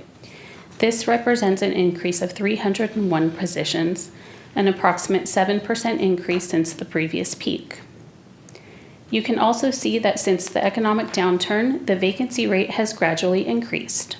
The county's employee recruitment and retention strategy, approved on August 16, 2022, has helped reduce that rate from 16.9% in July of 2022 to 12.8% as of July 1st, 2025.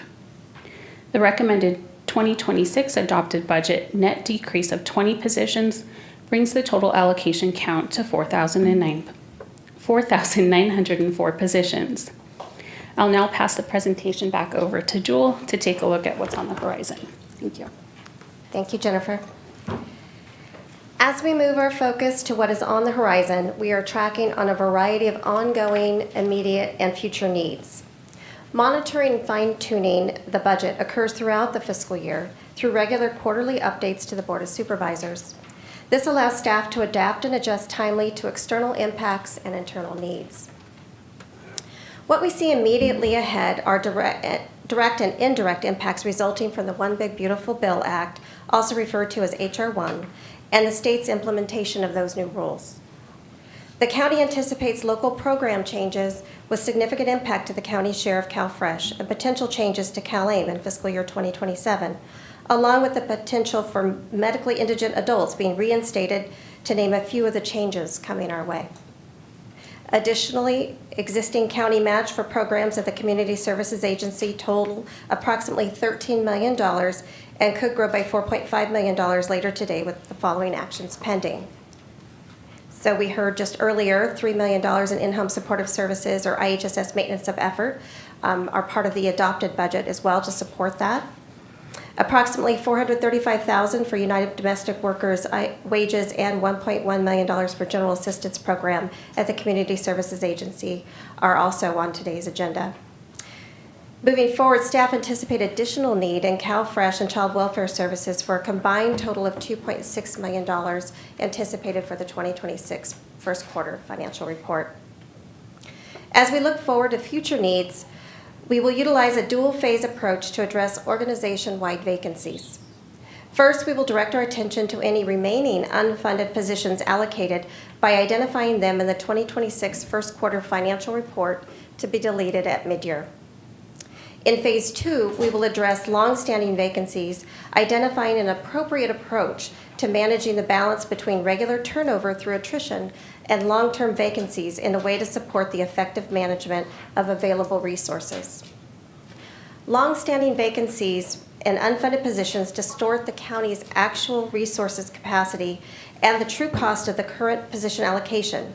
And they also impact the ability to address ongoing unmet departmental needs by holding budgeted costs to a staffing allocation that may not materialize, effectively diverting those funding resources away from supporting other critical operational needs. I will now hand the presentation back to Jody to conclude the rest of today's presentation. Thank you very much, Jewel and team. It's very difficult to take such a large budget with so many important matters and to try to distill down to what are the most significant issues that need to wind up in this presentation. So if board members or the public have lots of questions about other details of the budget, we absolutely invite those questions as well. So just a quick reminder of the role that I started with here, and just describing this is the recommended budget that we've brought before you. It is this balancing act between the resources we discussed as well as all of those needs that have been brought forward by our departments or identified by us through department requests or any of the current future liabilities that we're tracking on behalf of the county organization. What I want to discuss next, though, is the Board of Supervisors role. It seems obvious, but it's really important that on occasion we slow down and we remind ourselves of what we're what direction we're seeking from the Board of Supervisors as we bring to you a recommended budget. And essentially, you have three different options available to you as a board. You can approve the recommended budget as is, making no changes to the recommendations presented to you today. You could also choose to reduce the budget in some way. That would either be by decreasing revenues and or expenditures. Or the board can choose to increase the budget to support something that was not recommended. In this case, you would need to determine how to fund the increase from the 4 different available options. And those options available to you are you could increase revenue projections. You could use budget contingency funds. I'm going to go over the contingency fund before we're done here today. You could use fund balance, or you could shift funding between departments, which is essentially taking some funding from one department, providing it to another. So those are really the options before you and the input that we seek from the board in preparing this budget and presenting it to you. I'm going to go over a couple of additional slides just to, I think, reinforce some of the themes that we've discussed this morning. There are many departmental unmet needs, and I mentioned these, but I do want to take a moment to slow down and recognize what those are. Inevitably, we're not able to fund everything in front of us, but the things, there's actually a list that's attached to the budget of unmet needs. And that list previously was a pretty small list. It's growing, and I would expect it to grow over the next couple of budget cycles, unfortunately. But there are many important things that are not recommended in this budget, and we acknowledge that. Those include position requests from departments, investments in software upgrades that would probably help us in some ways, caseload increases, trying to offset some of the caseload increases. I really appreciate this morning that we started our day reflecting on the amazing work of the county workforce, and they're under a lot of pressure because our caseloads are challenging.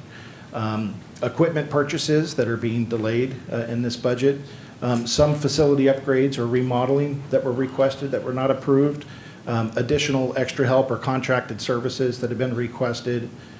We have cases where we've lost revenue and departments have come forward and asked the general fund to backfill. We have a no backfill policy here that we're sticking to, so we're no longer backfilling any of the revenues that may have been lost. And we've also received from requests from the community. I mentioned earlier that we're getting to the place where some of our nonprofits or even other public agencies are looking to the county to potentially support them with needs that they've identified on behalf of the community.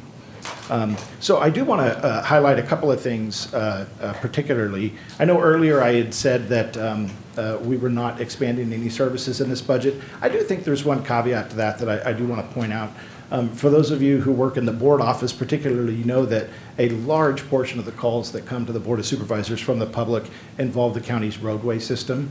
And there is a recommendation in this budget to purchase, as mentioned earlier, 2 pieces of equipment along with staff that would help us significantly improve our response times to roadway issues. We were able to fund that because we had some unanticipated interest earnings towards the end of last year's budget.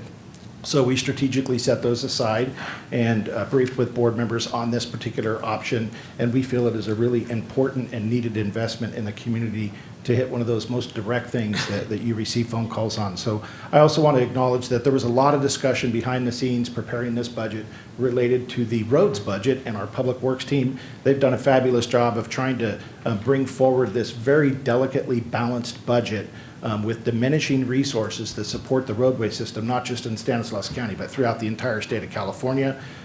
We actually have an entire additional presentation that if we want to get into the roads budget today, we're prepared to do that, and our public works team and Public Works Director Dave Lehman is prepared to have those conversations as well. But I did want to acknowledge the investment in what we call our one-person patchers, and we're excited to see the outcomes for that. We do believe that over the course of the next year that our Public Works team can actually bring some meaningful results in and demonstrate service improvements in the community. Other things that you'll notice that we're actually increasing the budget in some ways, I just want to acknowledge what they're for. So you saw a relatively small investment in Bonita Pool, $150,000. Those are commitments that we've made in past budget cycles, and we're just now funding them because we were able to successfully open that pool project over the last couple of months. So clearly the commitments that we've previously made, we are funding. And the pool and the operations of that pool are a perfect example of that. I also want to acknowledge things that we're legally required to do. We increased some janitorial services. We have contracts that require us to do some of those things. So I just want to be clear about some of those details, that where we're required to do something or we've made prior commitments, we are fulfilling those commitments. And that's really, really important to distinguish based on the other comments. And then I want to revisit what we call the spaghetti chart a little bit more. That's what we call it in our own office, this long-range model. It's not unusual for us to crawl out on a limb. Every single budget cycle is what we call it. We crawl out on a limb and we use unassigned fund balance or assigned fund balance to balance the budget, because we know we're not expecting to have all the revenues you need every single year to balance all of the costs. But we do so knowing that we have a strong reserve, number one, and number two, that we do not always spend the totality of the budget. That's just historical practice. So it's not unusual for us to crawl out on that limb. I think what concerns us, and I think cautions us in the Chief Executive Office, and why you're hearing such a consistent and strong tone about the budget, is that we're crawling further and further out on our financial limb. And earlier there was a slide on the long-range model that showed projected deficits. 5 years from now, in the year 2030, we're projecting that we'll be about $80 million out on that line with the general fund. That is a significant place for us to be, and that urges caution. I think when you look at this spaghetti chart and you took a poll in our office as to where do we think we're going to actually trend over the course of this period of time, we would tell you we're probably going to trend between the blue line and the black line. So if it's hard to see from the audience, that is trending between the 90% expenditure level and the 95% expenditure level. There is a significant difference in financial performance between those two levels. If we trend at the 90% level, we'll have about $193 million in fund balance 5 years from now. That is a rather comfortable place for us to be. It doesn't present the same level of concern, obviously, as the 95% level. At the 95% level, we're at a stage where we will have to course correct as an organization. We have financial responsibilities that would not allow us to diminish fund balance to that level. We do expect, based on our latest trends, based on what we're hearing from our departments and all of the needs that are out there, we will trend somewhere between those two particular lines, and we'll most likely have to do some budget course correction over the next 5 years. That's why this upcoming mid-year budget is very important to us. We're going to bring for you a framework of future potential changes that we can make that would actually start to bend these curves the other direction.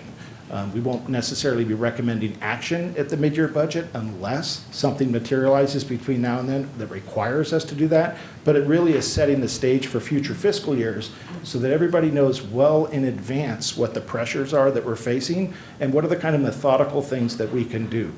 Our best effort is to ensure that any kind of course corrections that we take have the minimal impact on county services and to the public. That's what we're striving to do here with these financial models. And if you've been around the county budget long enough, and certainly if you spend a long career with the county, you will experience at least 2 or 3 of these types of ebbs and flows in the economy as well as the county budget. So we're not surprised that we're in this place. We plan for it. That's why we have a savings account and so forth. But it is really important that we take that we make the smaller decisions up front, so that later on we don't have to make worse decisions in the end than we otherwise would be required to do. And the last thing I want to do is to just highlight the budget contingency fund. So this is what we call appropriations for contingencies. This is the savings account within the savings account. Each year we set aside in the budget. We started this fiscal year with $21.1 million in contingencies, knowing that we had many things we would need to fund. So we had some board agenda items, a relatively small amount, $65,000, and at this adopted budget, we're using $7.7 million of our contingency to fund all of those things that we discussed earlier, including making sure that all of our core services are preserved. That gets us to about $13.3 million for contingencies for the rest of the year. However, there are some notable expenditures that we expect to take place between now and the end of the year.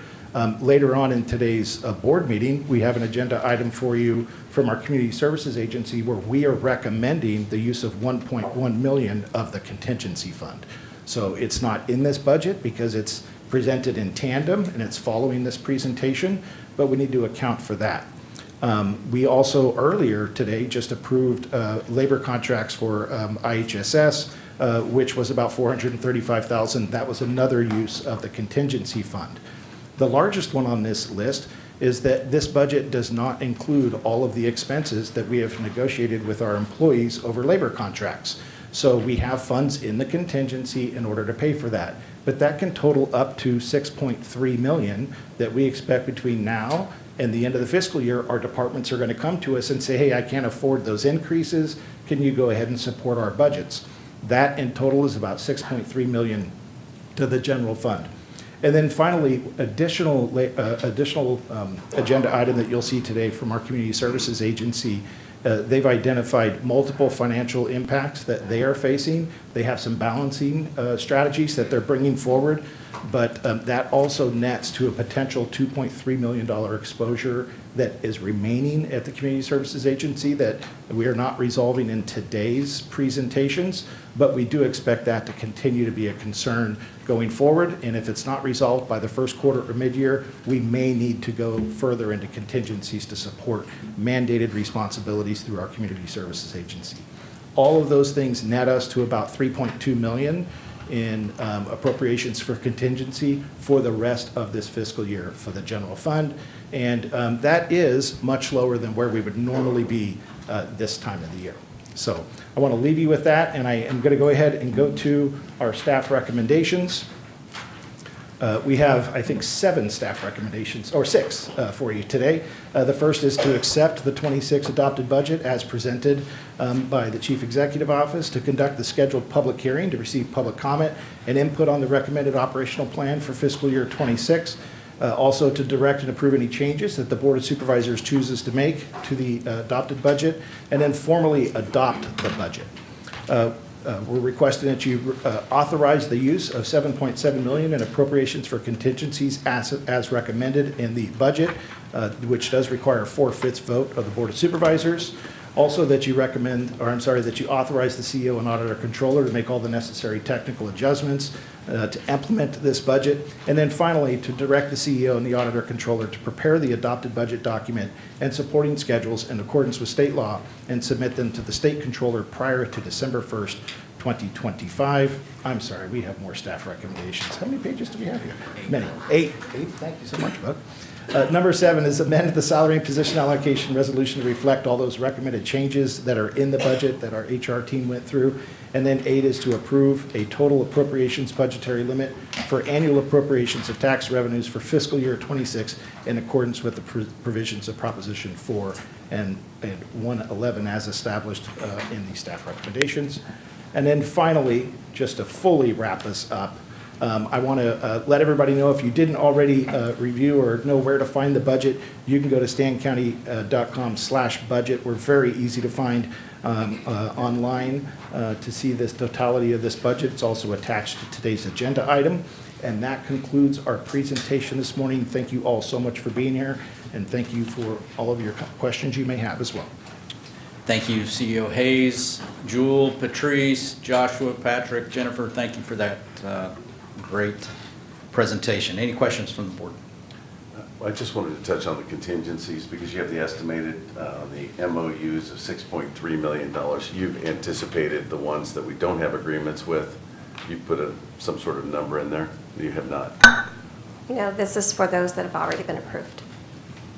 So the chances of the contingency surviving, the 3.2 million surviving is unlikely, right? Because we have. I know. I think it's not unusual that during the year we generally do experience some increases in discretionary revenue during the year. So we're going to hope for that, and that if we need to expand this contingency, that maybe we have a revenue source to do it by. As of right now, we're going to end this year extremely tight with that contingency fund, as you can tell. What do they say about hope? The word hope? I walked right into that one. Any other questions before I open up the public hearing? All right. We're going to open up the public hearing. We're going to acknowledge any written comments and open up public comment. Does anyone in the audience wish to provide public comment on this item? Seeing none, I'm going to go ahead and close the public hearing. Bring it back to the board for any more comments. Chance? Thank you, Mr. Chair. I do have just a few short comments. I have opposed the proposed budget back in July. I plan on opposing the budget here today. Again, it is more of a philosophical argument about more of a bottom-up approach when it comes to budgeting our government and allocation of our funds and prioritizing our line staff. And so I'm going to hold that position. I've taken a pretty hard line on that, and I'm going to stay consistent on it. But with that being said, I do think that there are some glimmers of hope. To echo Supervisor Chiesa, I believe that we do have some rays of sunshine that are peering through some maybe dark clouds. And I do think that the patcher, the one-man patcher, is a great example of that. We're going to give that a test run, see how it goes. And hopefully we could get to the level where we are proactive when it comes to maintaining our roads. But that is essentially the position that I've taken, is that trying to find the most productive and proactive form and style of government, and what does that model look like. And that is a model I'm going to be exploring over the next year, possibly with our HR department, and just seeing how can we be more efficient and effective. And again, this isn't any sort of negative comments towards any individuals, any departments specifically. I think we do a great job. It is just more of a philosophical exploration of what should government look like and what is that model. I do believe we're going to probably hit some turbulent waters ahead, and it's just how do we chart that course to give our taxpayers the best bang for their dollar.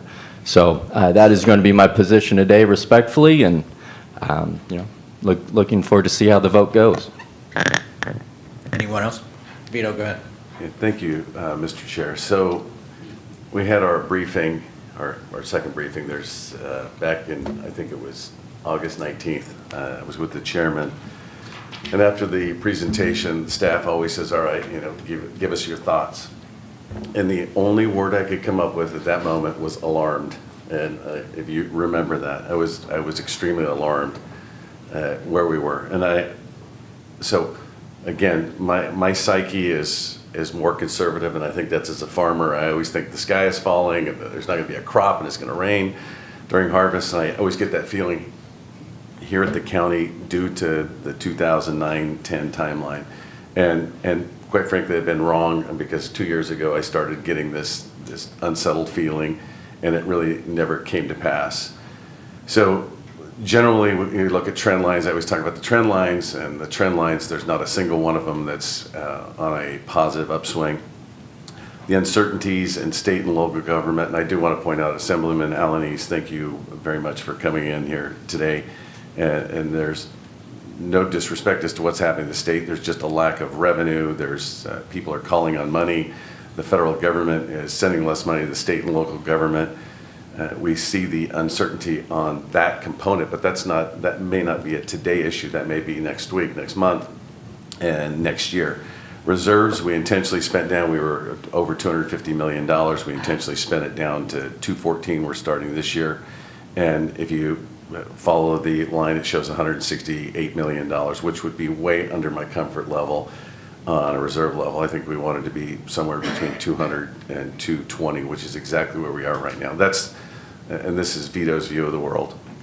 The contingencies, looks like we're going to expand. I think we have 3 or 4 bargaining units that we probably won't meet.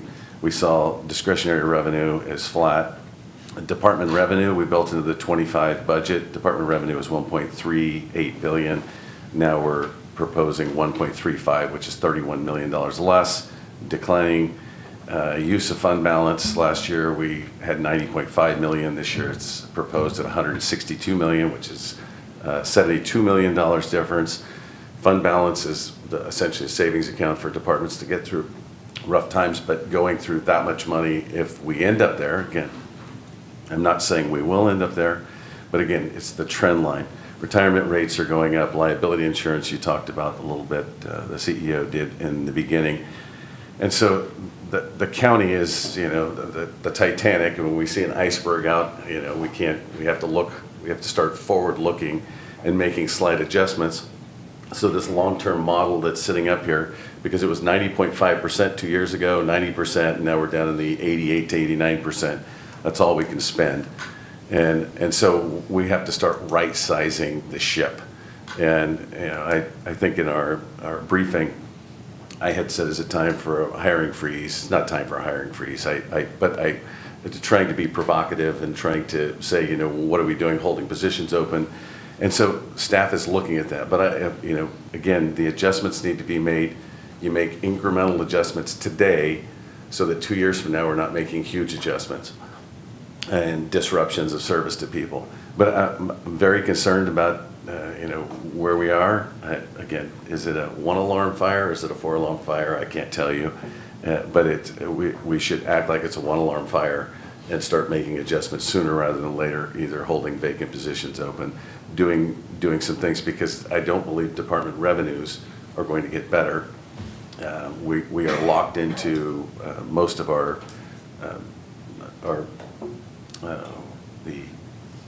negotiations. They're 3 and 4 years, and I think they exceeded what we have built into our long-term modeling. So we have some issues to overcome. Again, I don't want people to think that we're in job-cutting mode, because that's why we built up a reserve. But you see we're utilizing reserves, and it's starting to make me nervous. So that's it. I'm going to be supportive of the budget. Those are just statements. So Thank you, Vito. Any others? First, again, thank you guys. I'm always muted. I think it's something. That's intentional. There we go. I know it is. I get it.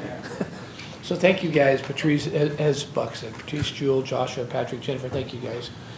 Great work you do. I'm always impressed. I always have been impressed. I guess I'm in my 15th year of doing this.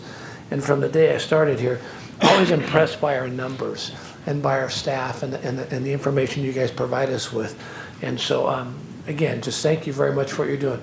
I get concerned as I see individuals getting ready to retire, and as we start to lose this institutional knowledge that so many of you have.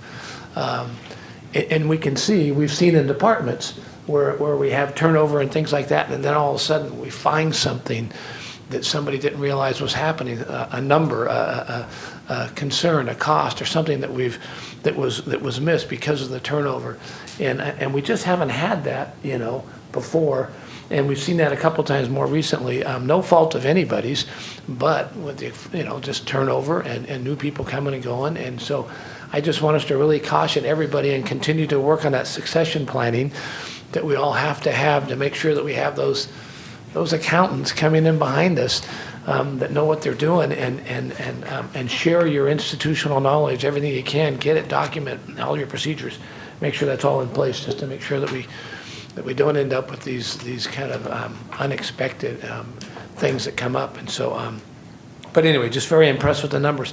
I liked what Jody said at the start. We talked about the 3 different types of budgets.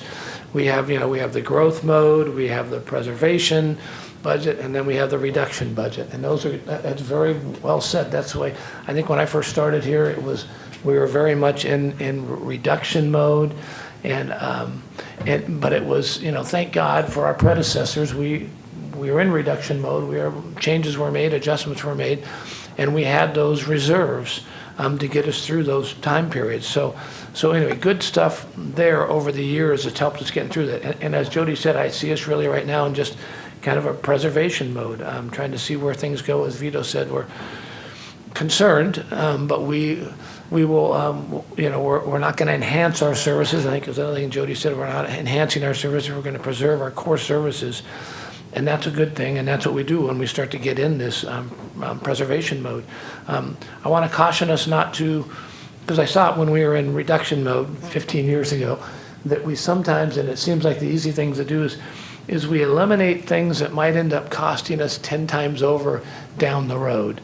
We make reductions in certain programming and services because so much of our money goes towards, our public safety, between our sheriff, our DA, public defender, probation.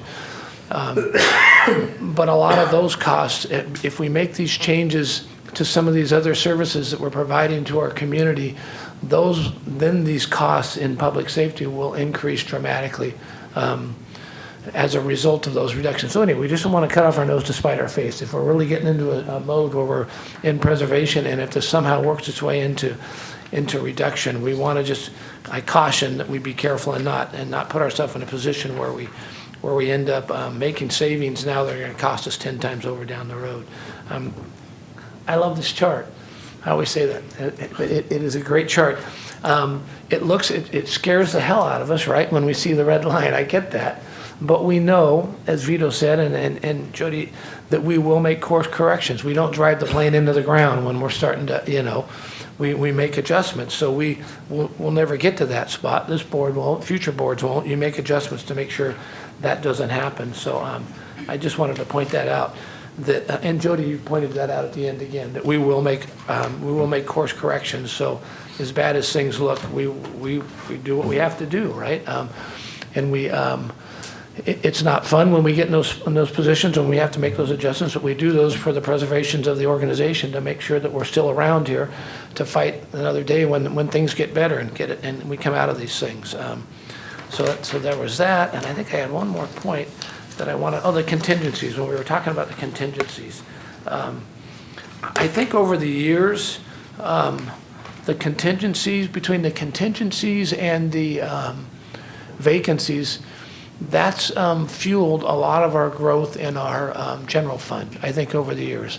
The vacancy rates that we've had and the not using the contingencies over there has been increased in revenues that at the end of a budget year that we find out that happens, usually nothing enough to, but I would say a lot of our general fund growth that we then decided we had to start to spend down because it had gotten too big and we wanted to deploy it into the community. I would say probably a good argument to make was amount that we'd set aside as contingencies and vacancy rates over the years.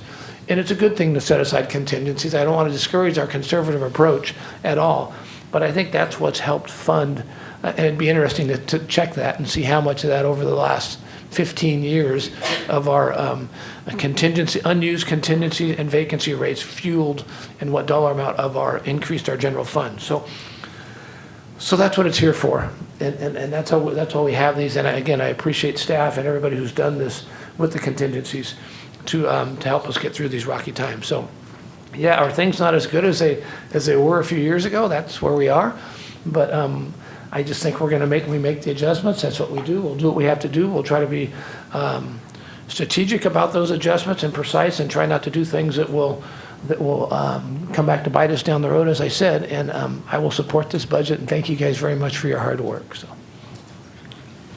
I'll be echoing some of the same comments as my colleagues. And for me, I just am always impressed how we are able to pivot when we see that there's funds available, then we start doing one-time expenditures that benefit the community. And we did that when the drawdown of when we felt the reserves were at a point that we could spend some discretionary revenue on things that would better our community. And then times like this happen. I think that's a compliment to staff and leadership, where we start planning for something that may happen.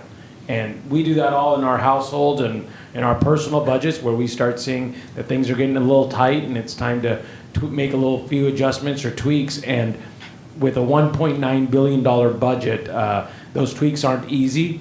And we have negotiations going on with our working groups, and sometimes you feel like we could, but then you look at the budget, and then that's where you refrain from what could be something that could be detrimental to the overall organization. So just today we passed a contract, and there's other contracts that are we're negotiating, and that's sometimes what comes back is, well, the county has this money and they should expend it, and then we look at things behind the scenes and we're seeing these are the challenges, and this is where it becomes evident to the community when we do our budgeting process and seeing the challenges that we face. Again, I would just compliment staff, and hopefully, you all feel that we're good stewards of your taxpayer dollars, because we spend this money just as such as you would spend yours. When times are tight, you start looking at things, and when things are good, then you spend it in that manner. So again, another budget. I've only been here 5 years. I think the previous 3-4 years, we've just been riding a great wave, and this is the first time, in the words of our CEO, kind of tighten the belt budget and proceed with some caution. So this is a little bit uncomfortable territory, but I think, like other colleagues have said, that maybe there's brighter times ahead, and we hope that those are sooner than later. But again, I commend staff on always steering us in the right direction, and none of this goes with a lot of discussions prior to presenting it to the public, of having those tough conversations behind the scenes, so then we can present a budget that we all feel confident in. So thank you to staff, thank you to the community that understands the challenges that we face and why we have to make some decisions. And then again, my colleagues who all sit through this to come to a good understanding of what we can present to the community. Thank you. Thank you, Manny. I'm going to try not to hit all the points my colleagues have spoken. Thank you, staff, for your work. I know there's a lot of people behind the scenes too, and not just the presenters. I want to thank them. Your information has always been in the ballpark, and sometimes on point. And I want to thank you for that. Although some of the information that comes out, as in this point, causes pause and concern. I know Vito used the analogy of a ship. I'm going to use the analogy of a train, and that screeching sound that you hear is the train tapping its brakes. We had a pretty good roll going, and that screeching sound is the brakes hitting and the wheels locking up, and we're slowing down, but we're still moving forward. We still have a lot of great projects going on out in the community. We're just kind of pausing a little bit, slowing it down, seeing how things are going to work out. So not going too further into that analogy, I think that's where we're at. I will be supporting the budget, and again, just cautiously. And yeah, so I'll be looking for a motion. Motion to approve. Did I skip over public comment? I did. That's what I thought I did.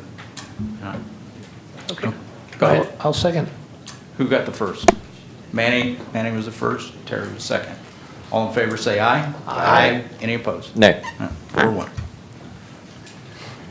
Yeah. We're going to take a 5-minute break.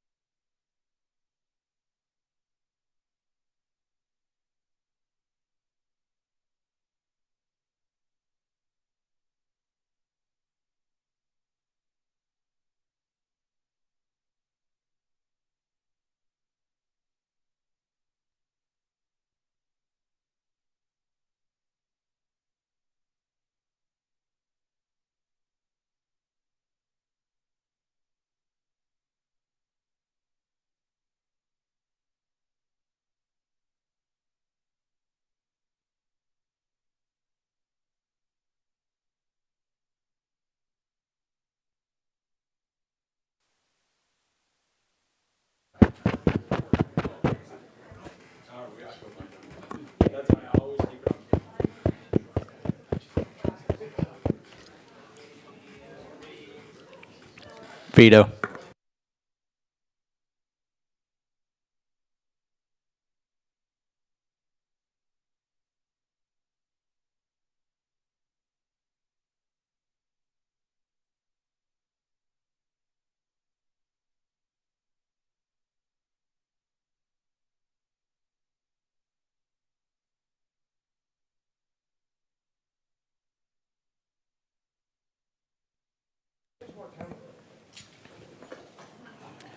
All right, back in session. Moving on to discussion items. Approval of the recommended policy changes to the Adult General Assistance Program to ensure program sustainability and mitigate a negative impact to the county general fund. Christine Huber, Ed Cuellar. Good morning, Chairman Condit, again, Supervisor, CEO Hayes, and Mr. Bose. I'm the director, Christine Huber, the director of the Community Service Agency, and I'm joined today by Ed Cuellar, who's our associate director over our Stan Works division. General Assistance is a unique program that we administer as it's completely funded by County General Fund, as well as the Board of Supervisors sets the program policies. Good morning. So as Christine mentioned, the General Assistance Program is a completely county-funded program. There are no state-funded allocations provided for this program. It's a county-funded cash aid program for our indigent adults. Board of Supervisors, Christine mentioned, also sets GA policies and procedures for this program. This program does support adults with no dependent children. And it's often a bridge for some longer-term support, which we'll describe later. Counties can place liens on these individuals and collect repayment for the GA payments that are received. And there's also a component of general assistance foster care that is used as a last resort for our placements that are not eligible for state or federal reimbursement. So who's eligible? Adults 18 and older without dependent children. And they must be a resident of the Stanislaus County for at least 15 days or more to be eligible for this. It can include those with low or little to no income. They must apply for all potentially available income as a component of this program. And these folks may be either employable or what we may consider unemployable or disabled potentially that would be eligible.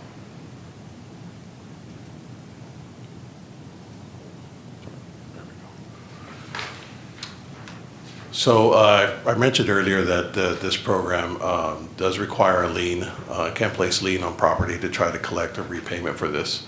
So it does require customers that are in receipt of GA benefits to transfer or grant any real property or estate or interest that they may have in order to collect on the GA payments received.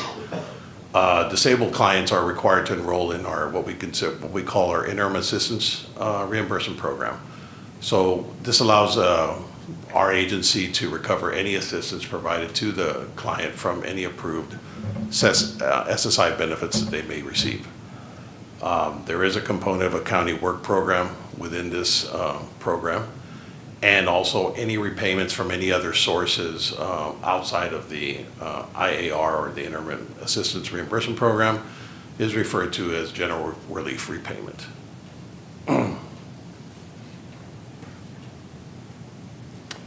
So there are time limits to this program.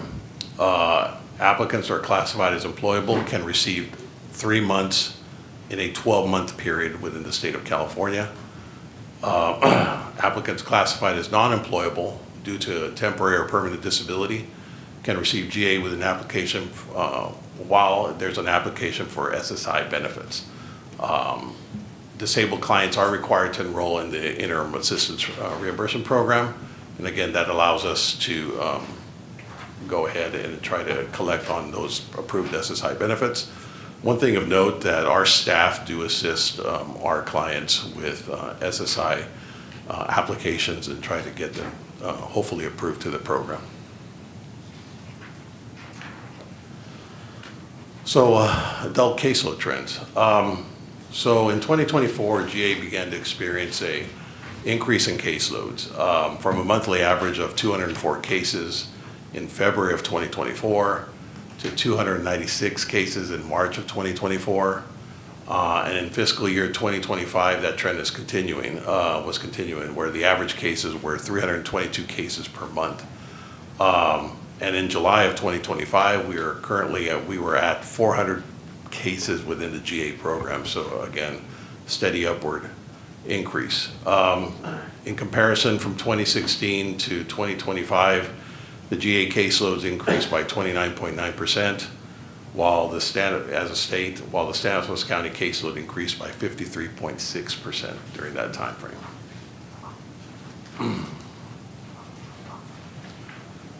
So, as previously mentioned, as you can see in the chart above here, it shows you what that increase looks like from 2016 through 2023. There were fairly stable caseloads. Largest leap occurred in 2024, and again, that trend has continued to grow as we speak. So just a few demographics for you. We looked at fiscal year 2022 and compared that to 2025. As you can see, other than the numbers increasing during that time span, the percentages stayed fairly stable, what you're seeing. So those that are either male or female stayed the same percentage-wise from 2022 to 2025, and that goes as well with the age of application range. And then, of course, the race. Again, outside of just the numbers increasing, the percentages stayed the same. Some more statistics for you. So let's take a look at that same time span, 2022 to 2025. We looked at 4 particular categories to see if there was folks that were either classified themselves as veterans, prior inmates, homeless, or disabled, and took a look at what these populations were made of.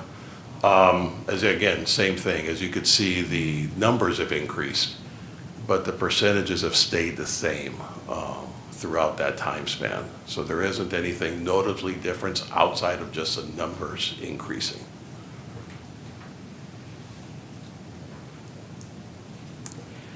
So how we calculate the GA amount, the Board of Supervisors would approve any cost of living adjustment. This program began in the late 1960s, and so over the years, CSA would come to the board and request a cost of living adjustment. In the late 2010, or not late, but early 2010s, there was a pattern happening in California where the cost of living adjustment was being linked to the CalWORKs adjustments that the customers were receiving. CalWORKs is also a cash aid payment to adults with children, so families. In fiscal year 2013 and 2014, CSA came with a recommendation which was approved for the CalWORKs COLA to be applied to the GA amount a year in arrears.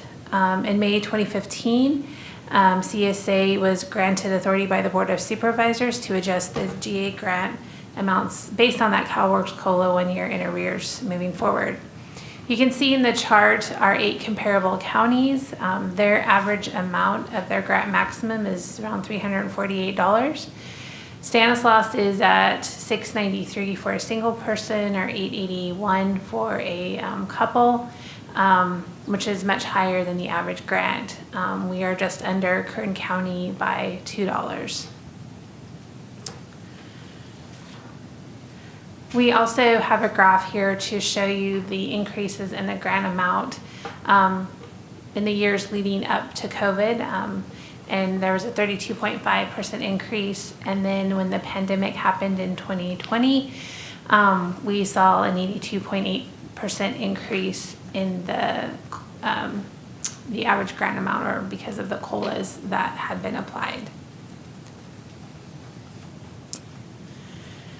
For the past 10 years, this chart shows what the costs were. You have at the top an adult line and a foster care line.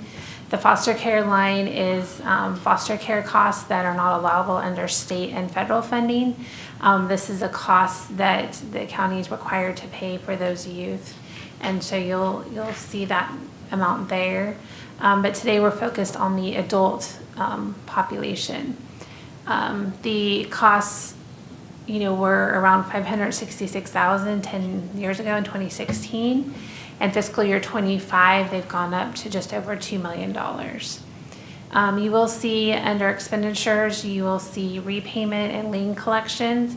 So there is revenue, and that's by collecting either lien collections, or when people are approved from SSI, they're approved back to their date of application. And because the GA recipient is enrolled in the Interim Assistance Repayment Program, they had agreed that they would repay the county for the amounts they received while they awaited approval. And so our revenue has increased with an amount of $152,000 in 2016 up to $293,000 in 2025. But the revenue has not maintained the same level of growth as the expenditures have. So we have some key considerations and recommendations for you for today to consider. And we'll jump into the standard of aid. And so the standard of aid is how much the monthly payment would be to a GA recipient. We have 5 options identified in the Welfare and Institution Codes in California. And these are minimum amounts that the county is required to provide an indigent person. And so the first option is 62% of the 1991 federal poverty level with no other reductions and no adjustments made. The second option is 62% of the 1991 federal poverty level. The law does allow a 4.5 reduction for Stanislaus County to reflect the relative value of housing, and then no other adjustments would be made to that monthly amount. The third option, and this is what we currently do, is 62% of the 1991 federal poverty rate, and we align our aid payment increases or decreases with the CalWORKs set limits. The fourth one is the GA level can be set upon a factual study of the cost to support oneself in Stanislaus County. And the fifth option is if this is a significant financial distress to the county could request from the Commission on State Mandates to have even a lower level of monthly payment. And so our recommendation to you today is beginning October 1st, 2025 for any new applicants that we go with the second recommendation, which is the 1991 federal poverty level, which is $441.66. 62% of that is equal to $342.03. The 4.5 reduction that's allowed for Stanislaus County due to relative housing costs would be a reduction of $15.39. So the new maximum grant, which is also the minimum amount that we would have to, for a monthly payment, is $326.64. This would again begin October 1st, 2025 for new applicants. The applicants who are already receiving a payment would keep their same level of payment through their time period. So again, if somebody is employable, they get 3 months out of a 12-month period. If somebody is disabled, they get a payment and through the process of Social Security being approved or denied. Our next recommendation as you approve our policies is to remove daily application limits. So currently, GA applications are limited based on staff availability. And that is due to the lien process requirements, we'll discuss in a minute. But GA customers are served on a first come, first served basis, meaning if we have, depending on how many employees we have to take this, that's how many applications we take. People arrive at CSA early in the morning to stand in line, to be in, early in the line to have their application taken.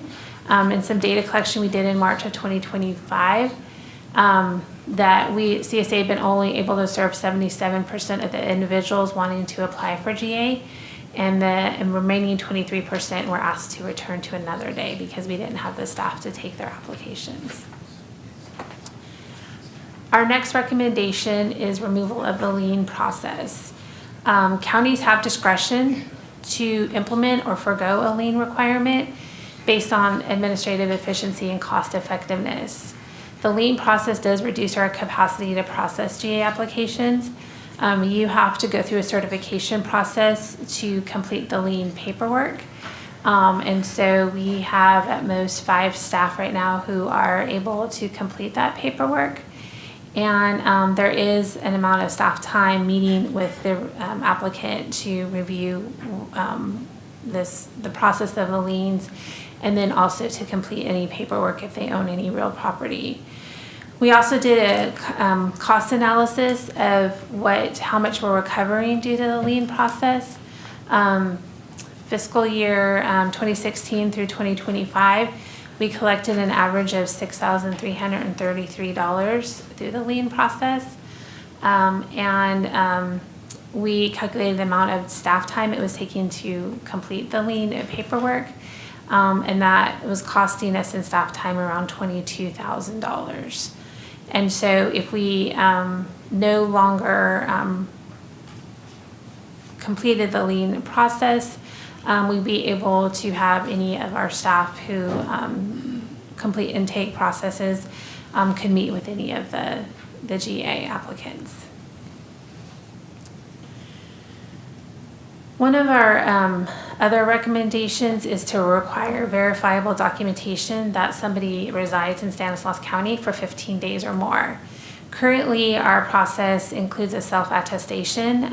So somebody says, I have been living in Stanislaus County for 15 days or more, which is consistent with our other public assistance programs. We believe, though, that having some verification that somebody lives in Stanislaus County will go to show that they actually do live here. That could be a letter from an emergency shelter or social service provider saying that they have lived here. They don't necessarily have to have a house, but they could be in a shelter or living somewhere else. They could also provide utility bills, rental agreements, or something that shows that they do live here as well. Another recommendation is for CSA to gather and research information to support implementation of the GA program in our state automated CalSAWS program, and that we would return to the board with a completed cost-benefit analysis and recommendations at a later date. Currently, CalSAWS is like I mentioned, is a statewide automated system where we calculate all of our benefits for all of our public assistance programs. Because GA is a state mandated program, but it's done differently in every county. It's not automated in there, and each county has to pay to have the process of completing the application and the eligibility for anyone who comes and applies. So we have to do that outside of the statewide system. We do input that someone is approved for GA, but all of the work is done outside, and this could potentially cause errors. The accountability piece and transparency piece of what somebody qualifies is not necessarily there if it's not in the statewide system. So we'd like to research to see what this would cost and what this would look like, for the future to come back.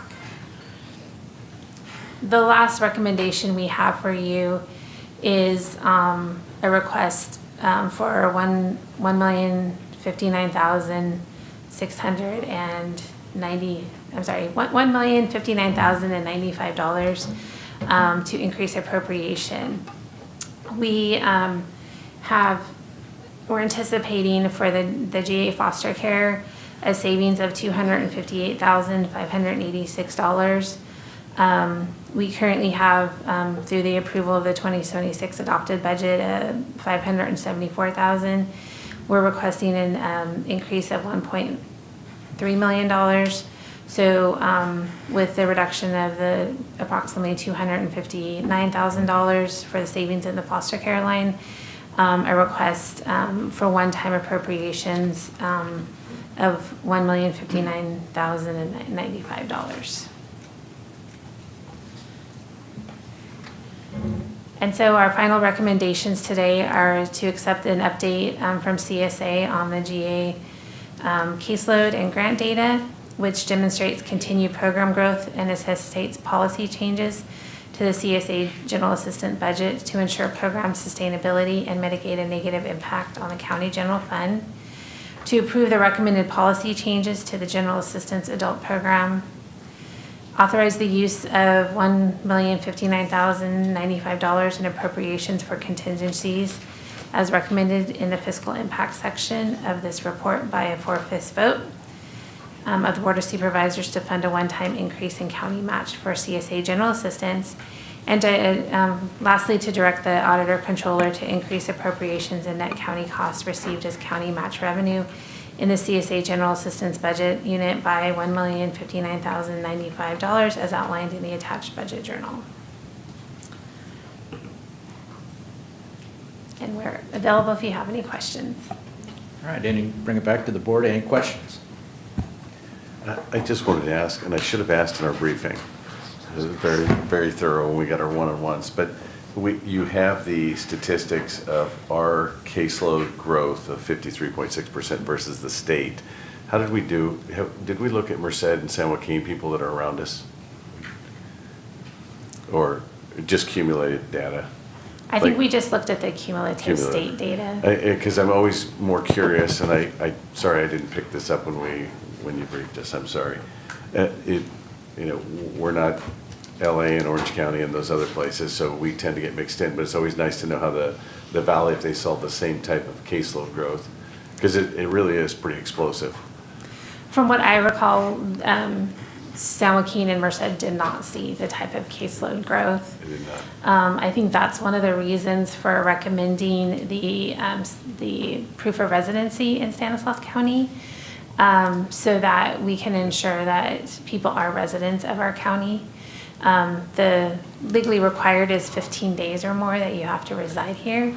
And so that is our goal. I know that we also asked people when they were coming in, we did kind of brief survey about coming in to apply. And if you had moved to Stanislaus County, why did you come here? And people shared it was to be closer with family or lower cost of housing. Thank you. Any other questions? Go ahead. Christine, thank you, and Ed for the presentation. So, yeah, I think the word on the street travels fast. I think as far as the reimbursement, the amount that we're paying versus other counties are paying. I think it's just amazing how quickly that word gets out there. So just real quick, it looks like I'm just wondering the demographics. I was looking at the data that you had here, and it looks like the majority of the population that we're dealing with are homeless individuals, previously incarcerated, middle-aged white guys. It looks like is like the majority of what we're talking about here. Do we have, and I meant the same thing, I meant to ask you this, but I didn't, Christine. Do we have more than just that? Are these individuals that drug and alcohol problems, mental health issues? I mean, do we have any more data that addresses why that they're in this spot or what they're dealing with? One of the things that we believe is happening is we are a very coordinated, collaborative county, and we think as service providers are aware of GA and that it's available, that more and more service providers are referring people to come apply for GA. And so I will say I sat in on some applications, and one of the persons I sat in with was just went through inpatient drug treatment and was going to a clean and sober living environment, and one person had just been released from state prison and came back here where he came from, and was starting anew with his life. And so I think as our service providers become aware of it, that they are referring people. I will also say I looked at some data from ACEs from the last quarter of 2025, fiscal year 2025, and ACEs being the low barrier shelter, only 4 people was receiving GA at their time of entering ACEs. So I just thought that was interesting that they're not entering the low barrier shelter being on GA, but somewhere else they're getting referred with the high numbers of. So it sounds like a lot of them are dealing with issues, our service providers, whether it's drug, alcohol, or mental health issues, and they're getting sent over to receive these funds. So, yeah, so I don't know, I guess that's not a bad thing if they're in services too. If they're actually receiving services to try to get better and get off the GA, that's a good thing. Yeah. Okay, Yes. All right, thank you. Just wondering what the demographics of that was. If somebody is employable, they have to participate in a work requirement. And so they attend an orientation with here, they'll get referrals to workforce development, they'll work, there's a county work plan that they work, and the goal is to get, time for them to get a job, to get some job experience, things like that. And so yes, working is a big piece of this as well. Okay, all right, thanks, Christine. Any others? Hey, Christine, I thank you for your presentation. Just a quick question. You answered all my other questions by my colleagues. But the disability, is that a state designation or label? You've gone through the process and you've been labeled disabled? Or is that something through the county? So the moniker of disability could be anything like a doctor's, because it could be temporary or permanent. So when we mentioned that either it's temporary or permanent disability, it could be a doctor's note that may be temporarily preventing somebody from participating, like in our work program, for example. And then that would pivot out of that if it was temporary. Permanent, yeah, it would be generally either a state disability of some sort. Now keep in mind now the SSI piece, right, for the reimbursement, that's the one that we're actually trying to assist folks to try to see if they can get onto Social Security, and then that would hopefully benefit us in terms of a repayment program, so for that particular piece. Okay, thank you. All right. No other questions by the board. I'm going to go ahead and open up public comment. Any public comment on this agenda item? Come on up.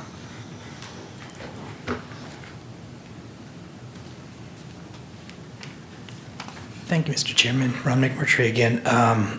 Yeah, I'm just trying to educate myself. I remember you guys giving a I'm pretty sure it was your department, giving a presentation about ARPA. It sounds a lot like this. So can you educate me about the distinction between this fund versus I guess the ARPA is considered emergency fund, or is it just part of the same thing? You're just focusing on the whole department? So I don't understand. So at least the presentation from the ARPA presentation, which differs completely from this one. Oh. This one, the ARPA presentation was, for our presentation was our contracted services with our community-based organizations. And in this particular case, we had 4 of them.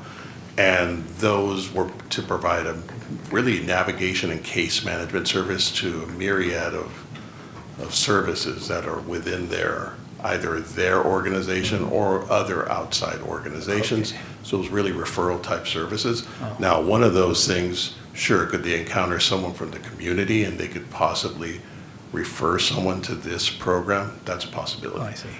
But they're 2 different altogether. Now, this is particularly designed for, as previously mentioned, for adults without dependents, 18 and older, that have no other, so either low or no income, to provide some type of income on a time-limited basis, right? So it's completely, so they're completely different. Where they intersect is with the CBOs, right? Where there could be referrals to our program as previously mentioned. So. Okay, it just sounded a lot alike to me.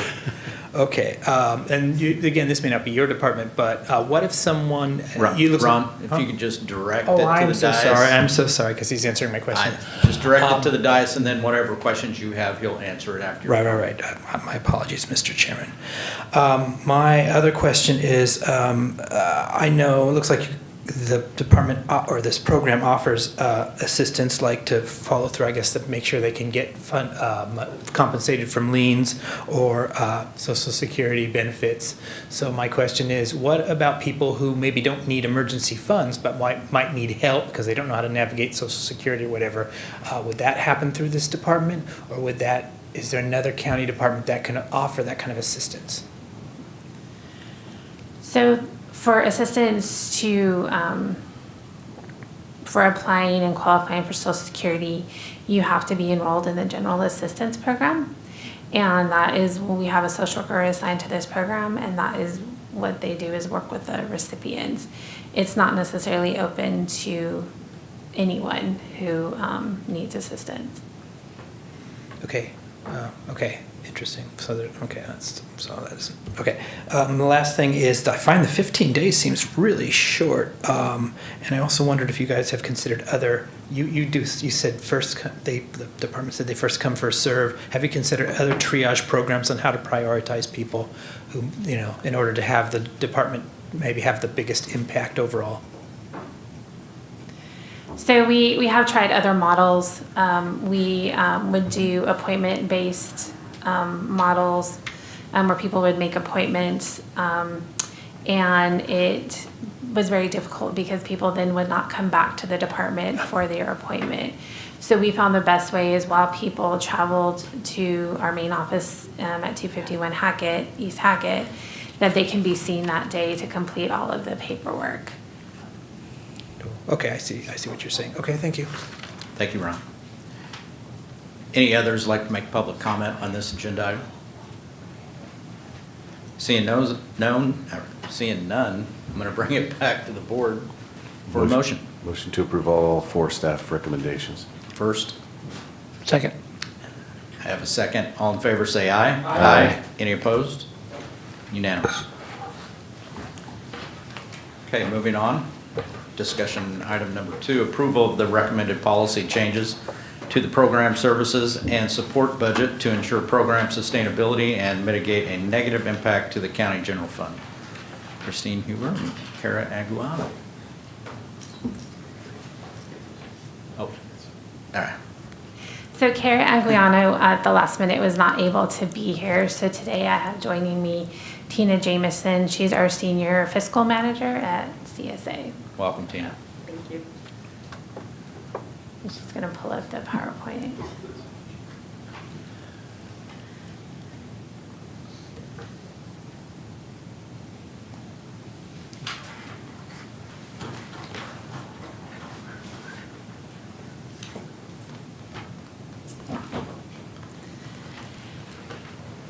So we're here today presenting an update on our program services and support budget, including key fiscal challenges and our recommended strategies to ensure sustainability and to protect the county general fund. The presentation today will walk through our fiscal challenges we're facing, which are the results of our fund balance analysis and the policy changes we're recommending to ensure program sustainability.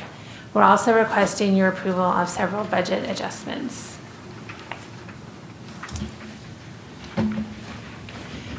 Our mission is to protect vulnerable children and adults while helping families achieve independence.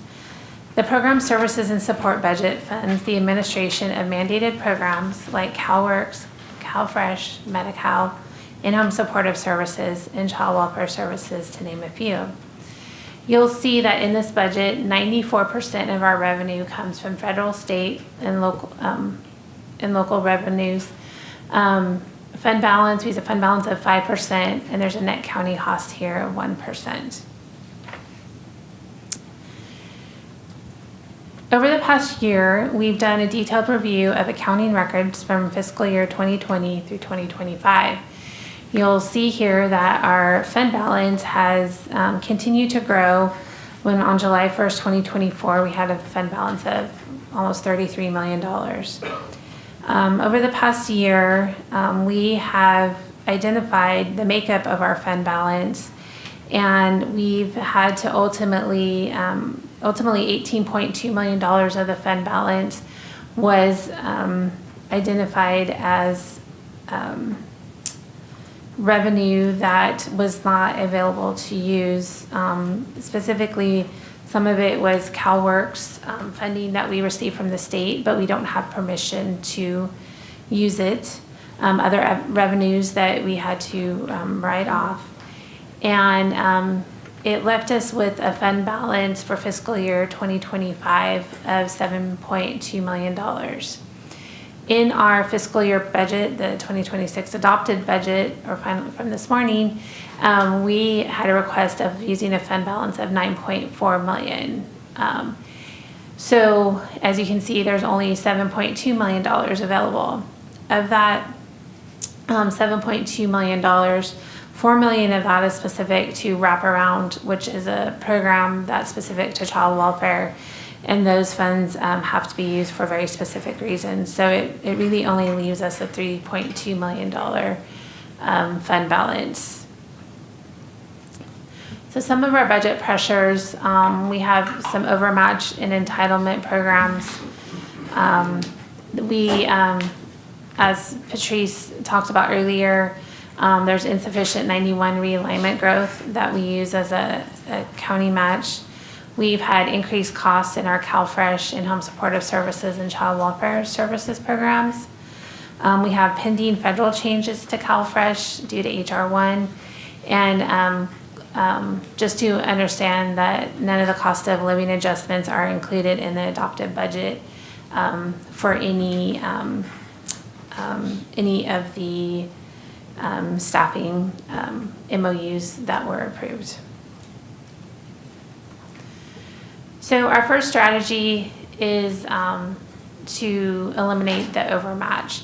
We had overmatch because we wanted to make sure that we were able to utilize all of the state and federal funding that was available. So we would have maybe additional positions that would then draw down, then help us use our full allocation. In the 2026 adopted budget, we had already planning to leave 74.1 positions vacant.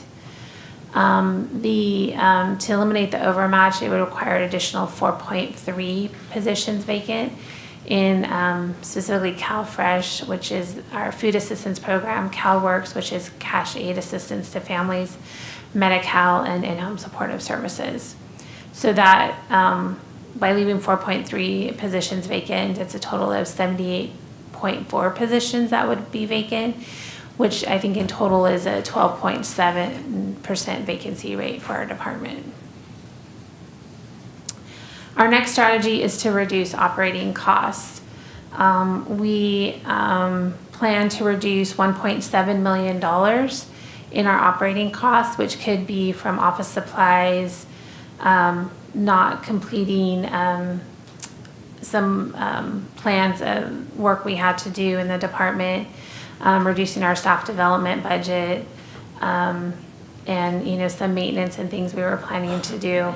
And so that by a reduction of $1.7 million would generate a $404,000 savings in our fund balance. Christine, what's the office equipment? So you'll just not buy new equipment that you were thinking of buying? Is that what it is, or just what? And right, or not replace equipment. Okay. Our next strategy is to adjust revenue. We're anticipating, since we submitted the 2026 adopted budget, an increase in 99 realignment of $1.6 million. We are expecting a decrease in 2011 realignment from our fiscal year 2026 adopted budget, a reduction of $247,000. So that totals an increase in revenue of $1,372,984. And so recognize that increase of realignment is our next strategy. Our fourth strategy is to counsel moving forward with our Child Welfare Visitation Center. We have been looking for a separate site for parents and children in our foster care system to improve our visitation and the amount of visitation that we can have between children and their parents. And because it will benefit their reunification, they'll keep their relationships, bonding, all of those things. We have struggled over the years to find a location, and that's why we haven't moved forward previously. And now we're, at a point that we are recommending that we no longer move forward with the visitation center, and that would remove $980,000 in cost and save $595,000 in fund balance. So Christine, sorry, explain that one to me. So we didn't have a visitation center, and where were they visiting up to that point? So in our office, we have rooms that parents come to visit with their children.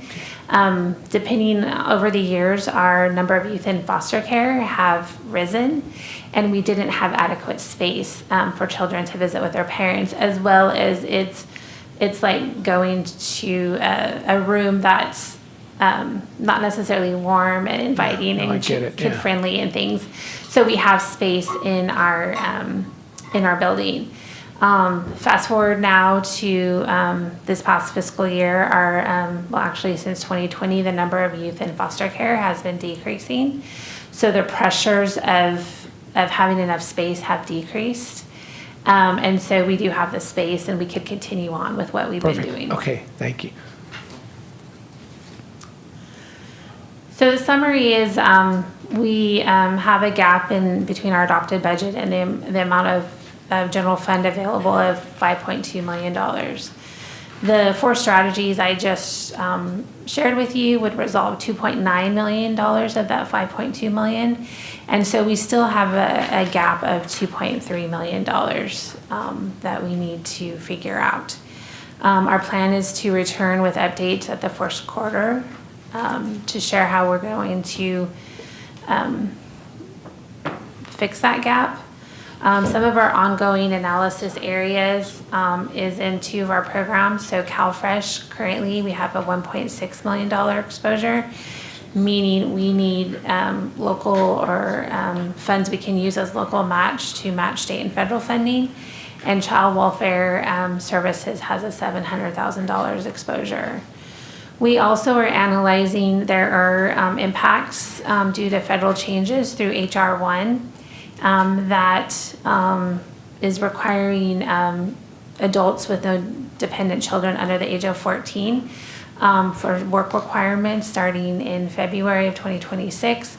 We also know that the sharing ratios, the federal government is passing, has changed those and will pass 25% of the cost to the state, and the state will already has legislatively mandated sharing ratios, so that will pass on some of the costs to the county as it stands now. And so we're, and that starts in October of 2026, and so we're currently analyzing those impacts. And again, any COLAs that have been agreed to for staffing have not yet been budgeted in our budget. So these are all things that we're looking at evaluating, and we'll come back at first quarter with a recommendation. So next steps is that we maintain 78.4 vacancies. We reduced operating costs by $1.72 million. We increased realignment revenue by $1.37 million, and that we cancel the visitation center projects. These actions will help to stabilize the program services and support budget while continuing to meet our legal mandates. So we have 3 staff recommendations: accept an update from CSA on the program services and support budget, which demonstrates the continued program growth and necessitates policy changes to ensure program sustainability and mitigate a negative impact on the county general fund. Number 2 is approve the recommended policy changes to the program services and support budget programs. And thirdly, direct the auditor controller to decrease appropriations by $4,737,058, and decrease estimated revenues by $1,857,945, reducing reliance on department fund balance by $2,879,113 in the CSA's program services and support budget. And we're available if you have any questions. Any questions from the board? No questions, just, it's good we found this. You know, these are the type of things that we want to go in and have our auditor, I think our Mandeep, I guess, is going to look at a bunch of other areas. For these type of things, you got these receivables sitting on your books and you think everything's great and then find out they're not. And so I'm glad you found this when you did, and we make the, again, course corrections that we have to make, but yeah, just encourage us to continue to look for these type of things that could be out there and money that we thought we had that we don't, so. Yes. Yeah, thank you guys. All right, seeing no more questions from the board, I'm going to open it up to public comment. Any public comment on this agenda item? Seeing none, I'm going to bring it back to the board for a motion. Motion to approve staff recommendations. I have a first. Second. I have a second. All in favor say aye. Aye. Any opposed? Unanimous. All right, moving on, number 3, accept an update on the Access Center and Emergency Shelter operational plan for fiscal year 2026. Direct county staff to pursue any available non-general fund sources to fill the anticipated funding gap, explore program changes in collaboration with Access Center and Emergency Shelter partners to ensure a sustainable operational model at the site located at 329th Street, Modesto, California. Related actions. Christine and Latasha Walden.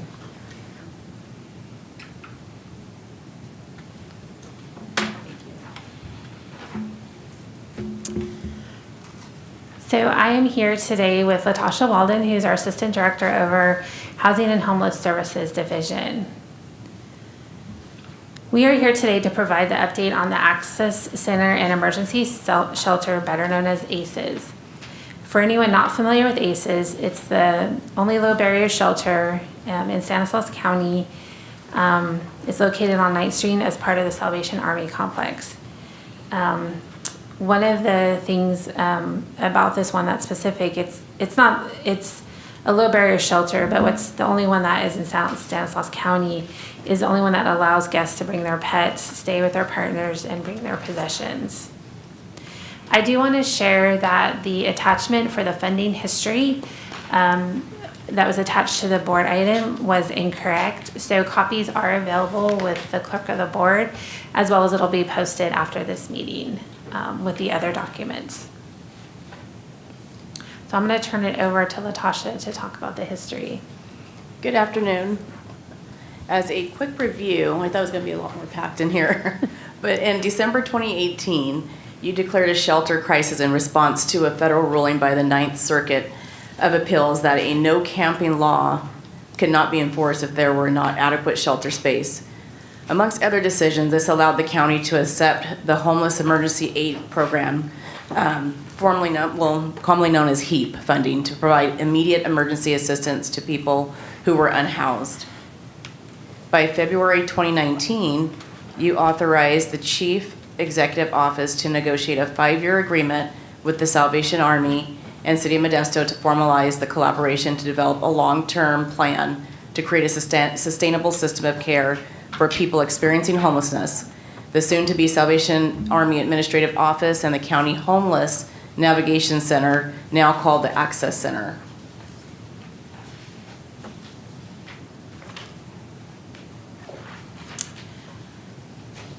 So the HEAP funding that the county received paid for the construction costs for ACES and ancillary buildings, lease costs, and equipment for a total of $5.2 million.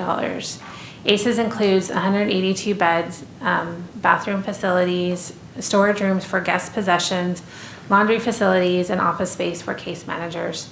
This also included the Salvation Army Administrative Modular Building. In April of 2019, the board also issued a notice of intent to purchase Salvation Army's Community Center and parking lots located at 625 I Street for future transitional housing and the replacement and relocation of Salvation Army's administrative functions from I Street to a prefabricated facility to be located at the 330 9th Street. This next slide shows an aerial view of the access center and the emergency shelter. And then you see a couple of pictures of the interior. And I know all of you guys have been on tours before, but we wanted to share a short little story just for inspiration and hope. So on October 1st, 2019, the Board of Supervisors authorized the CEO to negotiate and execute the agreement with Salvation Army to operate ACEs. The grand opening was November 18th, 2019, which was just as the cold fall months were amongst us. While we have shared the timeline and funding needed to operate ACEs, the help it has provided for Stanislaus community members is also important.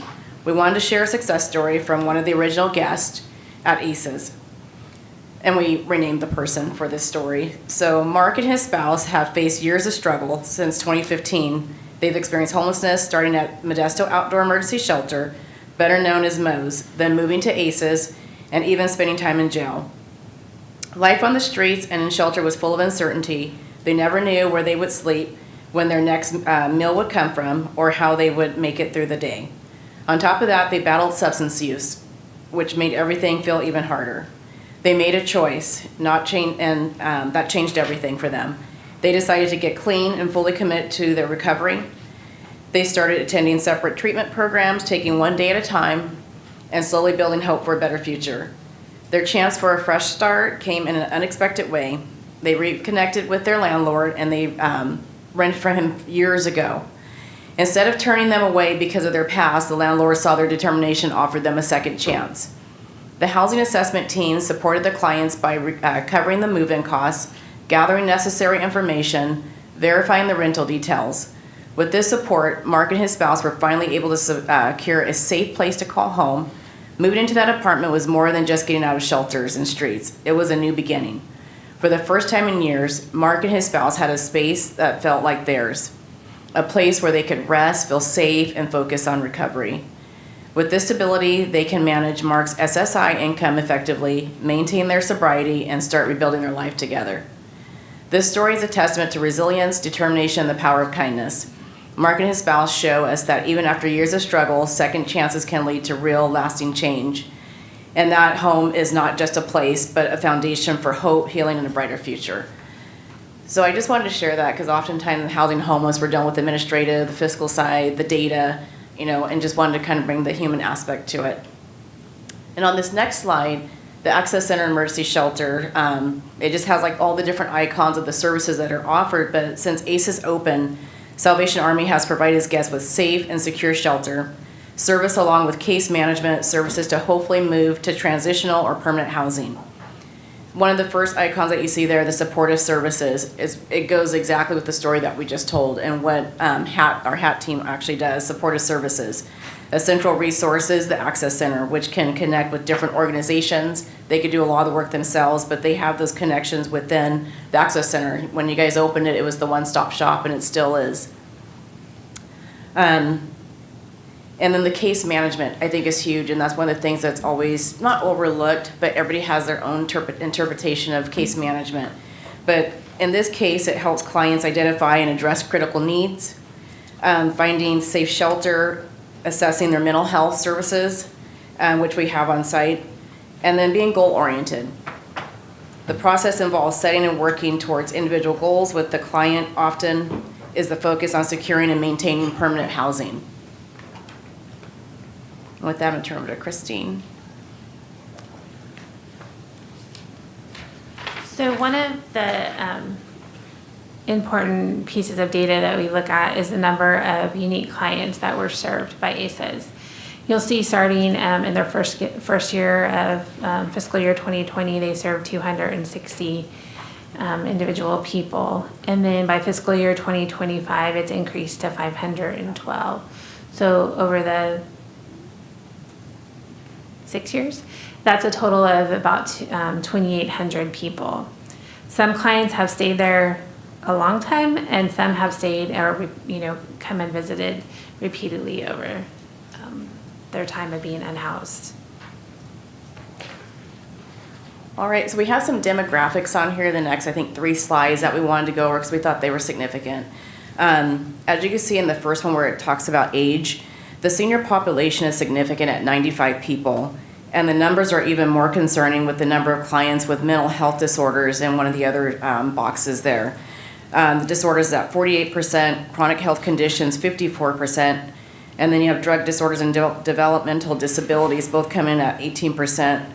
But the last one to highlight is the physical disability at 50%. And, you know, often you say these, you see these people when you go and you take tours, but one of the things that came up in one of our meetings is all the medical equipment that's also needed when you're serving this population. Also, people don't realize that, you know, there's bunk beds in there. And so if you have a disability, I was an athlete, I have terrible knees, there's no way I could probably even climb up the bunk anymore. But, you know, they break down the beds in order for someone with a disability to have a bed. So there are some limitations, you know, to someone to climb up in a bunk bed, but we just wanted to highlight those because we thought they were, excuse me, very important to showcase the differences of types of people that are coming into our shelters and why it's much needed. Christine's going to take the next demographic. One of the areas that we looked at also is history of domestic violence, sexual assault, dating violence, or human trafficking. 38% of the people who resided there May 1st, 2025 through August 1st of 2025 reported history of those of domestic violence or sexual assault. And you can see 15% of them had happened within 3 months. For income for those who reside there, about 115 people had some earned income or other income, but you'll see a total of about 60% of people had no income. And of the earned income, 44% of them were on SSI. So it shows the just very low income of residents there at the Salvation Army. This last demographic is the length of stay at ACEs. Excuse me. And although 30 days or less, and this period, I'm sorry, is May 1st through August 1st of 2025. And so it shows 30 days or less is the goal, which is great. But realistically, 6 to 12 months would be the more realistic for someone to acclimate and receive case management to benefit from the services that are offered.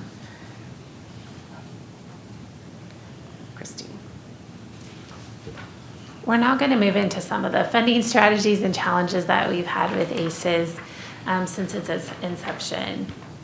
On the screen, you'll see a list of agreements that have come to the board for approval. One of the challenges in funding an emergency low barrier shelter is the lack of consistent funding in California. As you can see above, the CEO's office, or CSA, has brought to you 11 resolutions for funding, and we are on our 8th amendment to the Memorandum of Understanding. Some of the challenges is just that inconsistency in funding. When we don't have a consistent funding stream, we have to figure out what money is available and if it's possible to pay for low barrier shelter. Sometimes we've come to you with agreements in 6 months increments because of this. The county has braided multiple funding streams to sustain ACEs. Since its inception in 2019, 24 different funding streams have been used to fund ACEs. And there's no other county program where there's this many funding streams to fund one program. Also, there's no specific state allocation for emergency shelters. And over the past few years, the focus at the state has changed to funding permanent and supportive housing. But we still need that emergency shelter because often people go from being housed on the street to emergencies, to transitional shelters, to more permanent supportive housing. This is our initial funding plan that we had developed with what we knew back in the late winter, early spring. You'll see that total estimated cost for ACEs is $3.3 million. Part of that is the oversight and operators services for $2.9 million. The lease of 9th Street is, or the location for ACEs is $162,000, and security costs at $244,000. you'll see that most of the funding that we have used in the past few years is HAP, which is the Homeless and Housing Assistance Prevention Program. And we had funding from rounds 5 and 6 that were paying the majority of the costs. We also had funding from county planning and community development, some permanent local housing allocation funding, or PLHA. Even with that, we still had an unmet need of $350,000. All right, so what is HAP? Before we explain the current funding situation, we wanted to explain what HAP purpose and goals are. The purpose is to provide flexible block grant funds for the 13 largest California cities, all counties, and continuums of care. The goal is to support regional coordination between the city, county, and COCs and address homelessness effectively. The focus is to move individuals and families into permanent housing and helping them maintain stable housing. Stanislaus funding has always been used to support emergency shelter, as that is where the gap is in funding is for our community. All right, so HAP 5 funding, second disbursement criteria. So over the rounds of disbursement, the state has updated the requirements to access the funding. For round 5, the state provided 50% of the funding for the county and COC when our application was approved. In order to assess the second disbursement, Stanislaus County and COC would need to obligate 75% of the funds and spend 50% of the funds. They also required that we update our regionally coordinated homeless action plan, which we submitted with our application. This plan outlines how we would improve our system performance measures. In June of 2025, the state announced changes to the criteria counties and COCs need to meet to access the second disbursement of round 5. We have to meet the same criteria that they had listed, then they added that we needed to meet at least 3 of the system performance measures. We are currently meeting one of the system performance measures right now. HAP round 6 was also planned to be used for this fiscal year. CSA submitted the counties and the continuum of care as a joint application. We expect the first disbursement after January 2026. It's about a 6-month process, 4 to 6 month process. One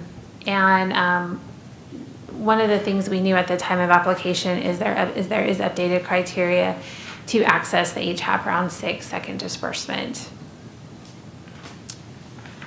So for the second disbursement, the county is required to be in compliance with the housing element. We also, which is the next one, is something that's been a requirement, is to obligate 75% of the total funds and expend 50% of that initial disbursement. Another new goal is that we need to demonstrate progress in at least 4 system performance measures. Again, we're currently meeting 1. And then we would need to update our regionally coordinated homeless action plan of how we're going to meet those measures. So for the performance measures, just wanted to say that there are 7 of them. The state has chosen performance measures that assess the entire continuum of homelessness. They are not specific to the program or activities that we use HAP funding for. These are overall community performance measures, not something that the county has sole control over.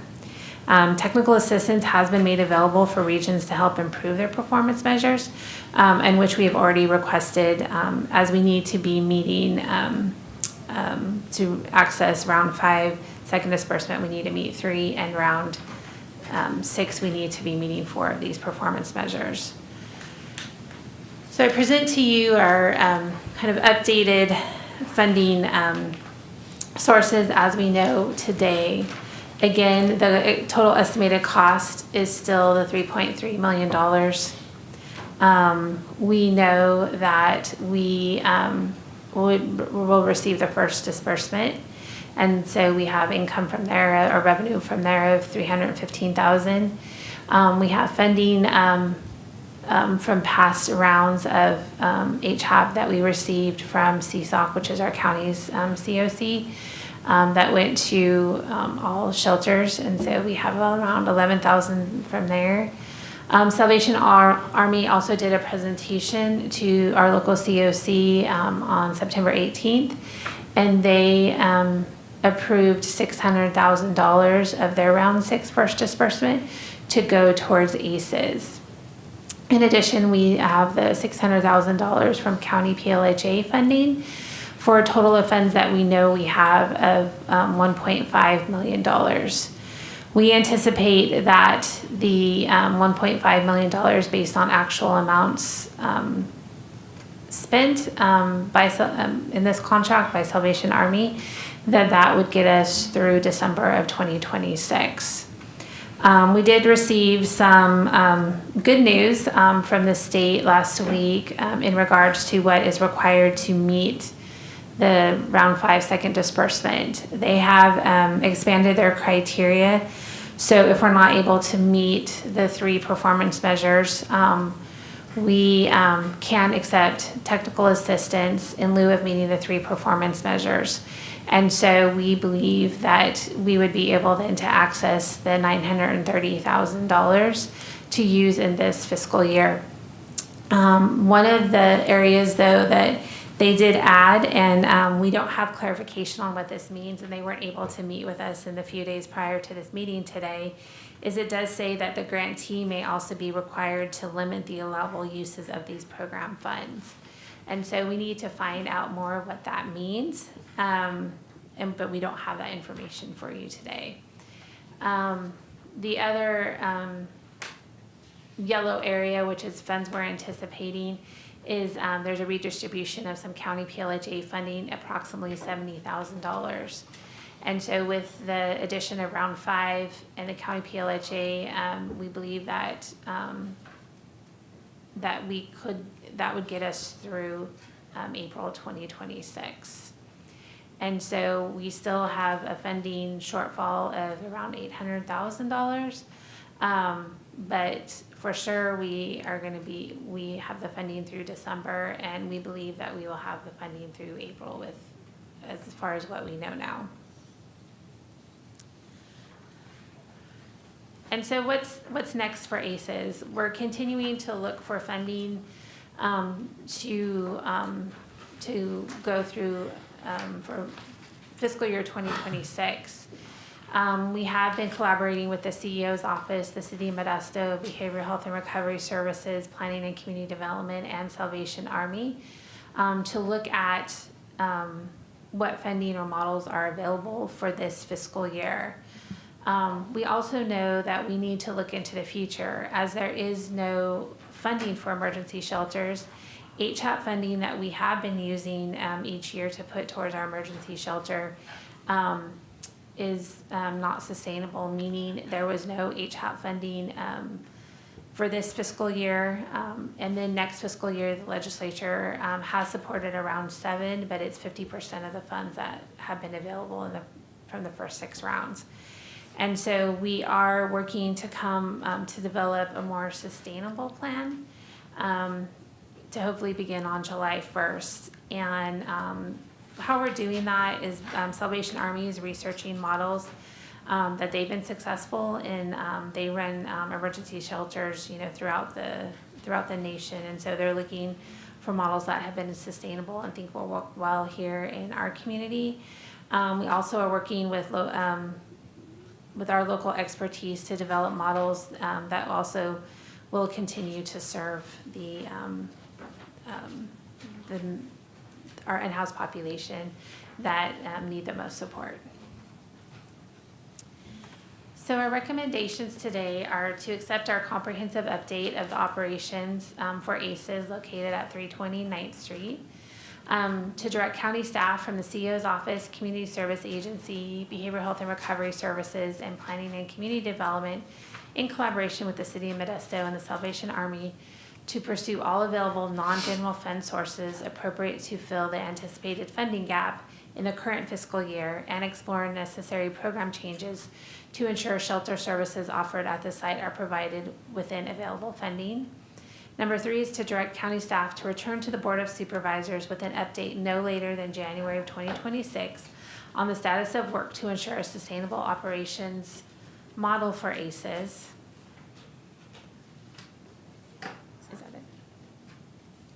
And that's it. So we're available for any questions that you might have. And thank you, Christine and Latasha, for your presentation. Any questions? I just want to make sure on one of the things you said, be in compliance with the county's housing element, which is, it sounds like it's okay, but we don't have to have an adopted new housing element, right? That's. So for the first round of, the first disbursement of round 6, we had to provide a timeline of compliance to get that first disbursement. And so for the second disbursement, we would have to have an approved county housing element. And at what point is that money, when are you counting on that money, on a timeline? So I think probably next fiscal year, because we have to meet the other conditions of obligating 50% or obligating 70%, spending 50%. We still have to demonstrate, we have to meet 4 of the system performance measures, and we're only meeting 1 right now. So I'm anticipating next fiscal year to get that second disbursement. Thank you. And I just want to mention one thing, because of all the questions we've been asked about this particular topic, one of the ones that's been pretty confusing to nail down is exactly how much funding do we have in the current year to get us through. And I want to acknowledge that had we done this presentation even a month ago, you may have heard that we only had funding for a few more months, a couple of more months and so forth. So there's been a lot of progress in the last month by this team to generate additional revenues. As we are today, I understand that we have enough funding to get us through about April of next year.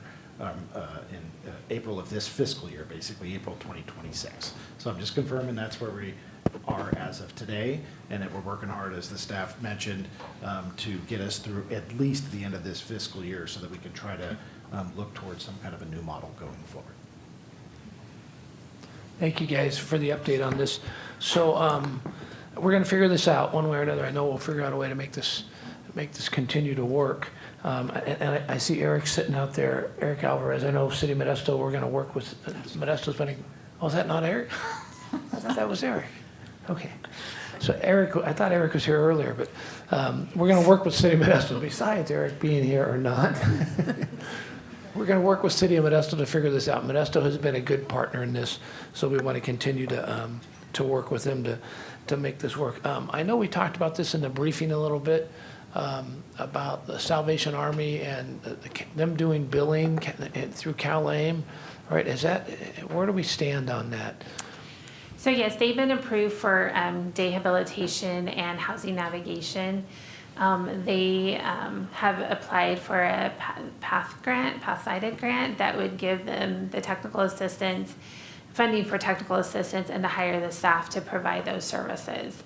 So we're currently discussing with them how that service would be provided to all of the ACEs guests, and then that would also offset the cost of the contract. And so we believe probably the earliest that could start is January of 2026. Okay, that's good. I mean, I wish they could have started that a couple of years ago when we were talking about this, but yeah, that's okay. So they're working on it. And then I just think the other models and stuff we're going to look at, I think that BHRS can be a big part of this. I know as far as funding, a large portion of these individuals have substance use disorder, SMI, severe mental illnesses, that would allow us to get funding there. I'd love to see us get more, BHRS get more embedded in that facility and providing services there. So anyway, all kinds of possibilities here. And I look forward to you guys coming back to us with some more suggestions here. Thank you. Thank you. Any other questions from the board? Seeing none, I'm going to open it up to public comment. Anyone like to make public comment on this agenda item? Seeing none, I'm going to bring it back to the board for a motion or further comment. I'll make a motion to accept staff recommendations. I have a first. Second. I have a second. All in favor say aye. Aye. Any opposed? Unanimous. All right, moving on. Correspondence. Acknowledge the receipt of the correspondence and refer as recommended on the agenda. Any Board of Supervisor reports? Chance? Just a short report. Over the weekend, we did conduct our 26, District 5, Community Cleanup and Monterey Park Track. We filled a total of 7 bins. I do want to thank the community members as well as the Community Service District out there at Monterey Park Track for all their help and volunteerism and making the day a success. We also celebrated recently in Grayson the refurbishment of the Leroy Fitzsimmons Park. We had a great ribbon cutting ceremony out there in Grayson.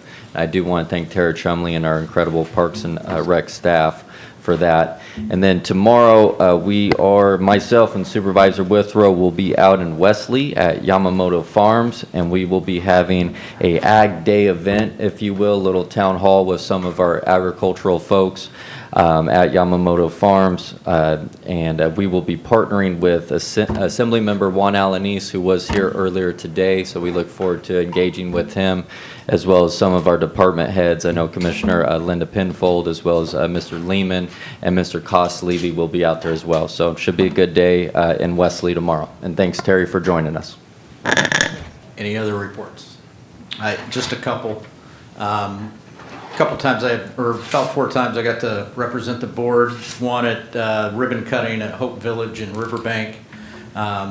Also, along with Supervisor Grewal, we were both attended the Blue Star Memorial unveiling at the airport hangar. Also attended mental health court graduation for a gentleman named Paul. He really worked his hiney off and getting through what was required of him, and it was good to be there and support him. And then yesterday attended the investiture ceremony of Superior Court Judge Sarah J. Birmingham and got to congratulate her on being appointed by Governor Newsom. So that's it. You do a good job of representing us. Oh, thank you, Vito. I appreciate that. All right. Legislative Fiscal Management Report. Okay, just a quick report. I think that the big news item that's kind of all over the press, rightfully so right now, is whether or not there will be a federal government shutdown in terms of where they're at with the federal budget. It's very difficult to understand what that means for local governments in all of our research, and we've tried our best to pin down what do we think impacts could look like within the county universe. And the conclusion is that most essential services would happen uninterrupted. There may be some client service issues depending upon which program you could be enrolled in, but not at the county level if you're relying on county staff. And then there are a host of potential options depending upon how the federal administration deploys the shutdown, would depend upon what impacts might occur. And whether you're talking about access to federal facilities, parks, things like that. So the short answer to all of that is no one knows precisely what the impacts will be. But we are watching, we're monitoring. We want you to know that we're trying our best to stay informed and to try to keep the public informed as it relates to our residents here in Stanislaus County. Also want to acknowledge that there are a lot of bills sitting on the governor's desk. We're waiting to see which ones get signed or not signed, and we'll report back to you on any impacts as well. That concludes my report. All right. Moving on, Deputy Middleton, thank you for your overwatch. No, it's not. I got the same problem Terry does. They traded you out. All right, thank you for your overwatch. All right. Yeah, lunch overwatch. All right. Okay, we are going to adjourn, but we do have closed session. Yes, we have closed session. We have 2 items. The first is conference with legal counsel, existing litigation pursuant to Government Code Section 54956.9, Subdivision D1. We have 1 case to consider, Sean Hirado versus Stanislaus County et al. That's in the Stanislaus Superior Court. And the case number is CV 24008982. Second item is a conference with labor negotiators pursuant to Government Code Section 54957.6. The agency, negotiators, and labor organizations are listed in the agenda. Appropriate for public comment. Any public comment on closed session items? Seeing none, we're going to adjourn to closed session.